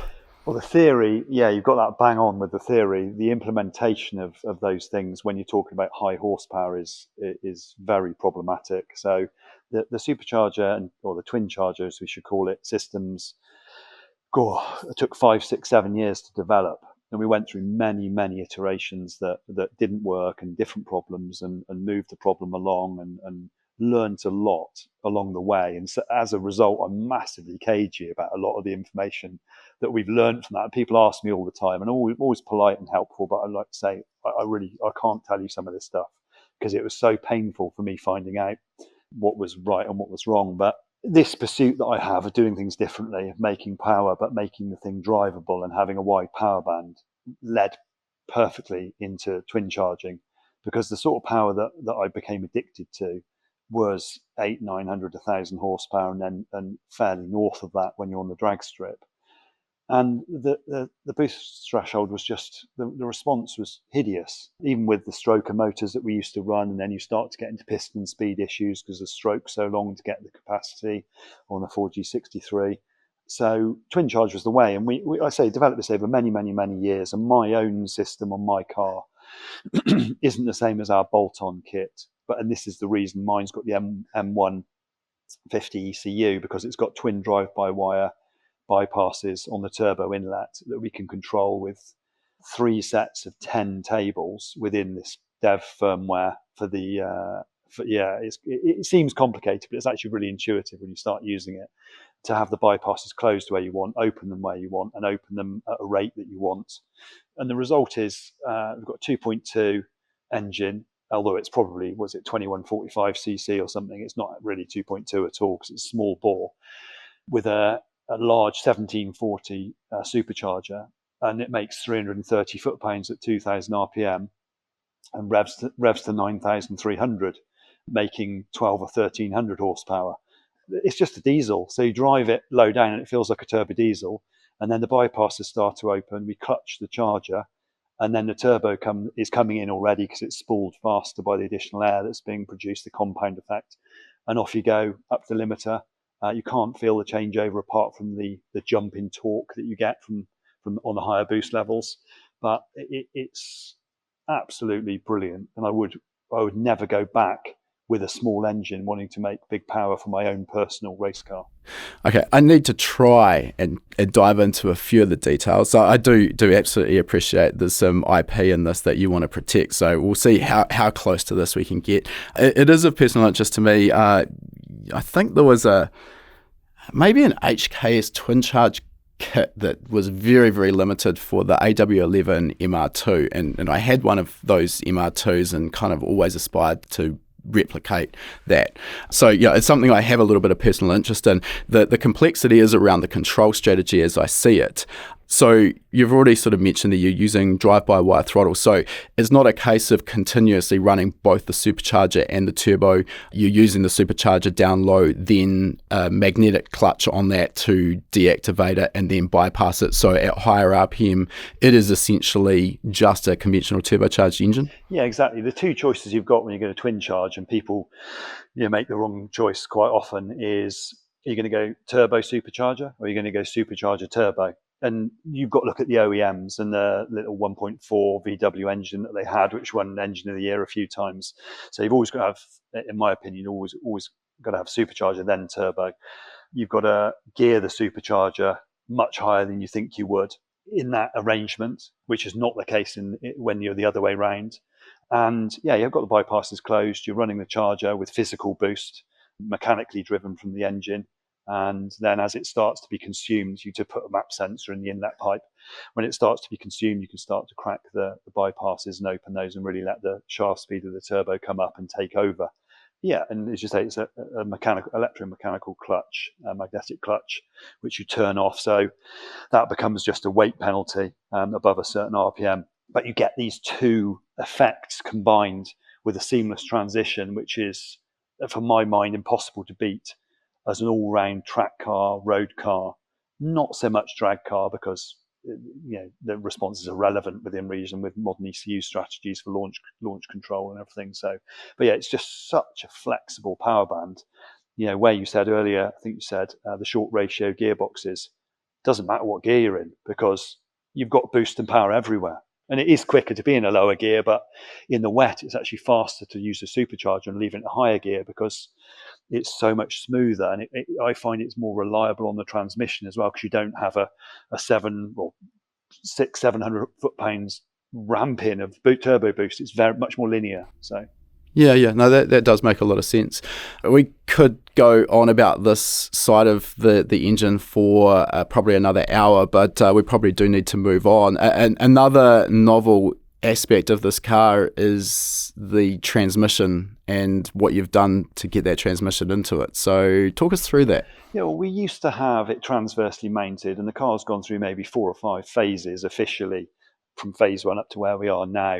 And I did quite a lot of drag racing, did competition in the UK called 10 of the Best, which is a multi-discipline event where you do top speed, quarter mile, and a little handling circuit. And then that kind of got my interest in drag racing and getting the times. Drag racing are good for saying, you've got the fastest first car in the 11s, 10s, 9s, 8s, all this sort of stuff. So that was of an interest to me prior to my circuit racing days. So we had transverse engine, transverse box, and we didn't ever have any good transverse options.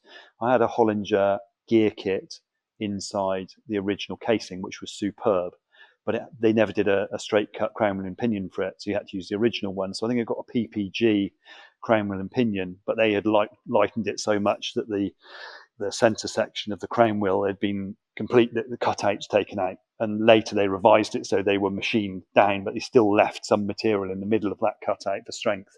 And I broke every box I had. I broke that Hollinger eventually with the cases, because you're on original cases. And I just had enough of it. Going to Santa Pod, bringing the clutch up and the transmission falling on the floor was getting quite demoralising. So I spoke to Martin Shanker, obviously ex-rallycross legend, all-round genius, lovely, lovely man, many years ago now. And he said, you just got to go longitudinal. It's what we had to do with the rallycross cars. And so we proceeded to turn the engine round, and that was a rocky path and didn't get straight to the end goal straight away, but using a Hollinger RD6S gearbox, originally designed for a Skyline GTR, so 32, 33, 34 with open rear housing. So it's a GTR transfer box, rear diff and front diff with a custom bell housing mounted to the 4G63 engine, which is longitudinally mounted. And since then, within reason, I've broken nothing, maybe 1 or 2 drive shafts. So best thing I ever did. Yeah, I mean, I think these days Hollinger have a bespoke transaxle for the late model Evos, so that's a world away from what you had access to when you started building that car with just a gear set. And obviously when you're dealing with a gear set, much like I had issues with my old drag car, the size of everything, it's all a compromise to fit within that factory housing. So these days the bespoke transmission that Hollinger make is being well proven. It's sort of 800 plus horsepower, World Time Attack. That's pretty much the go-to transmission most people are running. But that RD6 is kind of like, I guess, the old workhorse of the Hollinger range, and pretty well renowned for being bulletproof. I'm guessing that this required a fairly substantial modification to your sump in order to adapt in the GTR front diff. Yeah, well, we were at the time. I again, we didn't have the fabrication skills back then, and so I commissioned somebody else to do it. And the job they did was pretty poor. Engine was too high. A lot of decisions that were made were wrong. But we were on wet sump at the time, so we knew the right-hand oil surge issue on Evo engines 4 to 9, but we hadn't necessarily pinned that down. So yeah, it had a custom sump on it, 11 or 12 litre if I recall, to try and get rid of the oil surge issues all round this front diff. And it was a big engineering ask. And as I say, there were some mistakes made. But along the way, we started to do things more and more ourselves, even on that side, the fabrication side. And it's quite different now to the way it was. But of course, we're now dry sump. So we've gone from dry sump with a front diff under the engine to now the engine so far back that the front diff's in front of the engine for weight distribution at our last redesign with this sort of tubing of the car for safety and also for weight distribution purposes. So yeah, it's quite a lot of work, but it still, even now, even with the trouble of getting to where we are, I still wouldn't change it, go back or do anything different. But as you rightly say, the MFE from Hollinger is a brilliant transverse box that you could go to and pretty much never break, but you're still limited by the transfer box from the Evo and the rear diff. They're still an issue. So I inherited the positives of the GTR rear diff as well, which is virtually indestructible from my experience. Yeah. With that GTR transfer case, you've got the ability to control that torque split to the front. So, I mean, essentially, it is by default a rear-wheel drive transmission with the ability to then transfer drive to the front. How much control are you applying to that, and how much benefit is that to you? I mean, do you run it essentially at a fixed split, or are you using a whole bunch of control tables to adjust that split based on steering input, lateral G, speed, etc.? Yeah, well, we used to control it with a Motec MDC, the original diff controller for the Evo. So we morphed that across and used that as a control to the hydraulic pump, which obviously puts preload on the wet clutch in the transfer box.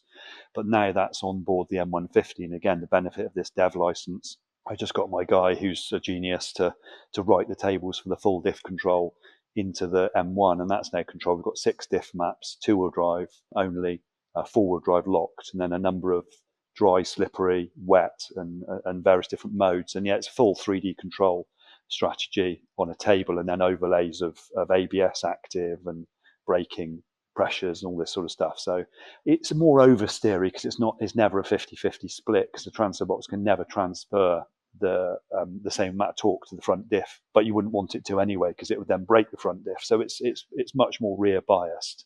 But as long as you've got some grip from the tyres and from the aero, it works so well. What's the next step in the development of this car? Are you done with it? I think before we started recording, you mentioned it's recently inherited some Andrew Brilliant aero package. Just a continual work in progress? It has been, yeah. So I've always struggled with grip with the car. Yeah, okay, it had grip, but I've always struggled with that ultimate front end grip. And I've done my Heath Robinson aero design thinking that'll work, this will work, with no data whatsoever or experience to be able to do it. But you look at things and think it works. And aerodynamics is a completely different ball game. So I just, after I think Gobstopper 3 from Roger Clark Motorsport, who are good friends of mine, absolutely immaculate, incredible car that car is if you see it up close. That's just raised the bar with some AMB aero, and it came out for 1 or 2 events. They've got niggling problems with the transmission, but it made me think, I can't mess around at this. I need to get hold of Andrew, ask him to do me a package, which he did, and we've implemented. And now I've got more front grip than I've got rear grip, even with a 2.1 meter span triple element rear spoiler, the biggest one that DJ race cars produce. I've still got more at the front than at the back, which is a position I never had before. So we did that aero update beginning of for this season, if I recall, so last winter. And that's all the development we did really for the year, and just tried to get the suspension to work and continue on with the reliability and little changes. So we finished basically every event, I think, this year, took that records, and we're on some non-bespoke suspension. So for this winter, the only change we're making, apart from tidying the car up, is some Öhlins TTX 4-way. So to really take control of that aero package that we've got now. But the grip the car is absolutely immense now. You're probably in a pretty good position to give us some hard data in terms of what that aero actually does for lap times. Could you give us a comparison on a particular circuit and tell us how much faster it was with the A&B aero package? We've got one circuit which is really a gnarly little place, tiny. It's basically one big curve. So Brands Hatch Indy circuit is very short, very technical, very easy to get wrong. And my best there previously was 45.3, but on the absolute ragged edge with new tyres that I couldn't replicate. And then I went with the A and B aero and went 43.8, still with this suspension issue, and there's some bumps that really unsettle the car, which hopefully will be fixed for next year. And if you think of how long that circuit is, 43 seconds, really the difference there is double. Anywhere else is double that. So we went, a couple of seconds faster, but there's more in the locker. I still have to find my feet with how much faster I can push through the corners. Your self-preservation says, right, I need to lift and brake now. So I'm quite methodical with my approach to the driving. I slowly build up to it, still quite quickly because we've only got 4 15-minute sessions. But I don't just go, oh, well, I won't brake for another 100 meters, or I'll keep my foot in for this much longer because I don't want to smash the car up. But I didn't find the limits of grip on that day. And it was a lap record at the time. And then Andy Forrest, who had the Subaru at World Time Attack and has now got a 7-litre V8 twin-turbo Westfield, beat me on the day by half a second. Again, nice guy, get on well with him. So the package has done 2 to 3 seconds easily at other circuits. It's taken lap records at 3 events. So when people say aero, they really mean it and they're right. But also try and keep the car off the floor because it just wants to drive itself into the floor. Yeah, obviously it creates some other complexities around the suspension design in terms of, as you mentioned, keeping the car off the ground at high speed, but not setting it up so stiff that it's got no mechanical grip in the lower speed stuff where the aero doesn't work. But a couple of seconds or 2 or 3 seconds in terms of lap time improvement. For those who are listening and maybe aren't circuit racing, might not sound like an eternity, but that is an absolutely massive chunk of time. And trying to gain that with just more engine power is going to be a very, very difficult pursuit. So, I can't say enough good things about it. My own experience, and while the aero that we have on our SR86 endurance car is nowhere near as developed, I kind of went from backyard aero, which was minimal to nothing, to an aero package. And as you mentioned there, learning the car, learning how much higher the grip level was, it takes quite a bit to readjust your driving to suit that. And again, just like you, I'm sort of not going out trying to find that limit at the first corner. It's a case of slowly building up to it, but can be quite impressive just how fast you can take it. You sort of go through a corner thinking to yourself, there's no way I'm going to get out the other side of this. And you sort of think, oh, actually, maybe I could go another 5K faster next time. It's just quite incredible the difference it can make. All right, Simon, I think we probably should start moving towards wrapping this thing up as I'm watching the clock keep ticking, and I do want to respect your time. So we've got the same 3 questions we ask all of our guests. The first of those is, what's next in the future for you and Norris Designs? What's on the radar? More of the same, I think, unless we suddenly come across a new vehicle that we want to start tuning. I'm happy doing what we're doing. I feel we still do a great job and push the envelope, serving our customers well. So I don't have any objectives. I've got a wife and 3 kids, and I enjoy my personal time as much as this. I still love coming to work. So there's nothing immediately springs to mind, just more of the same, I guess. Rinse and repeat. Fair enough. Next question, is there any advice you'd give to a younger version of yourself, or perhaps one of our listeners, that would help reach where you have in your career today faster, or potentially maybe avoid some pitfalls that you've come across along the way? Faster, probably not, but certainly you have to put the work in and you have to graft. And I used to work till midnight every night when I first started, and I think that work ethic needs to be repeated for most, from my own opinion. But I don't think you need to get the balance right where you're happy, because when you're tired and you're not happy, you're not productive. So keep the balance right, even though you're trying to further yourself. Keep that perspective in whatever you're doing, whether it's in cars or anything. That perspective is important. So, but specific advice, the world's changed so much from when I started to now.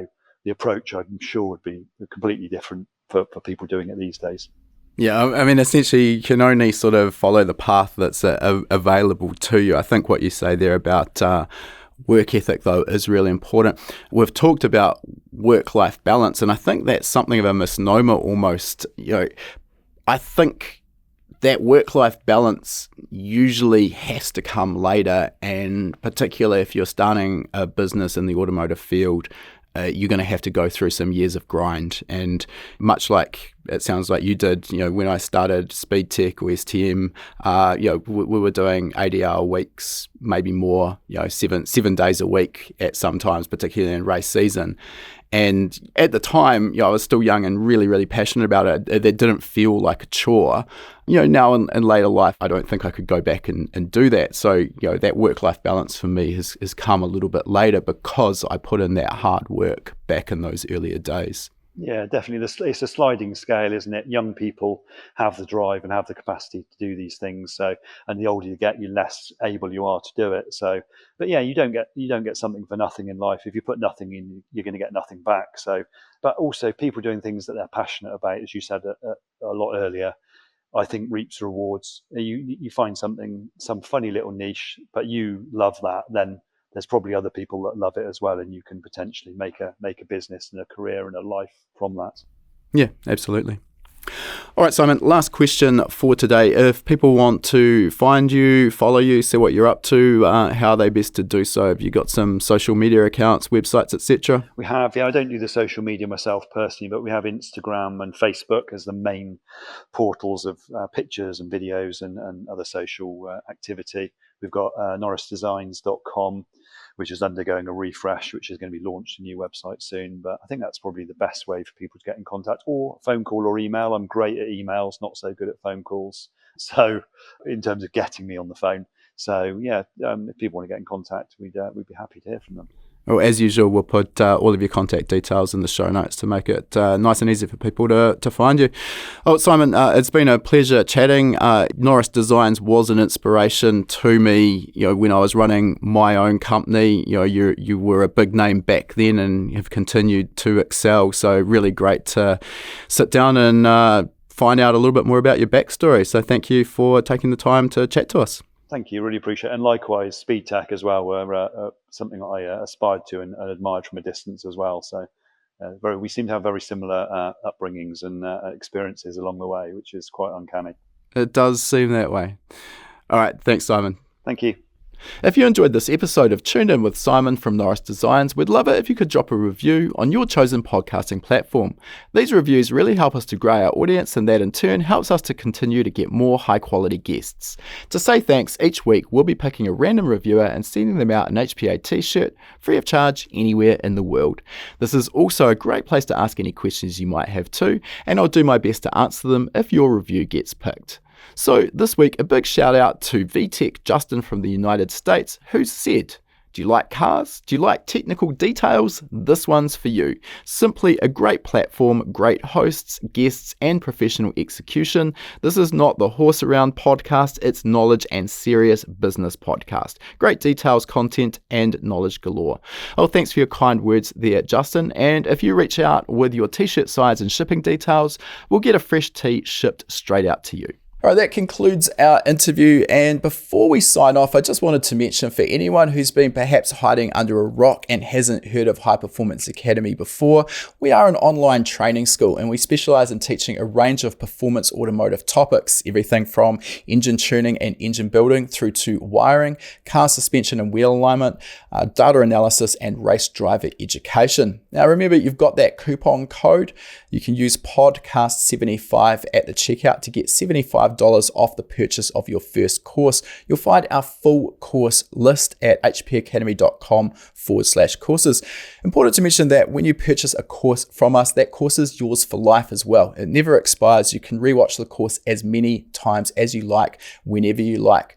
The purchase of a course will also give you 3 months of access to our gold membership. That gives you access to our private members only forum, which is the perfect place to get answers to your specific questions.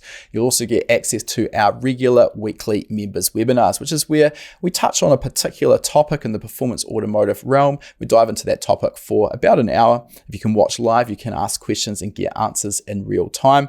If the time zones don't work for you, that's fine too. You're going to get access as a gold member to our previous webinar archive. We've got close to 300 hours of existing content in that archive. It is an absolute goldmine.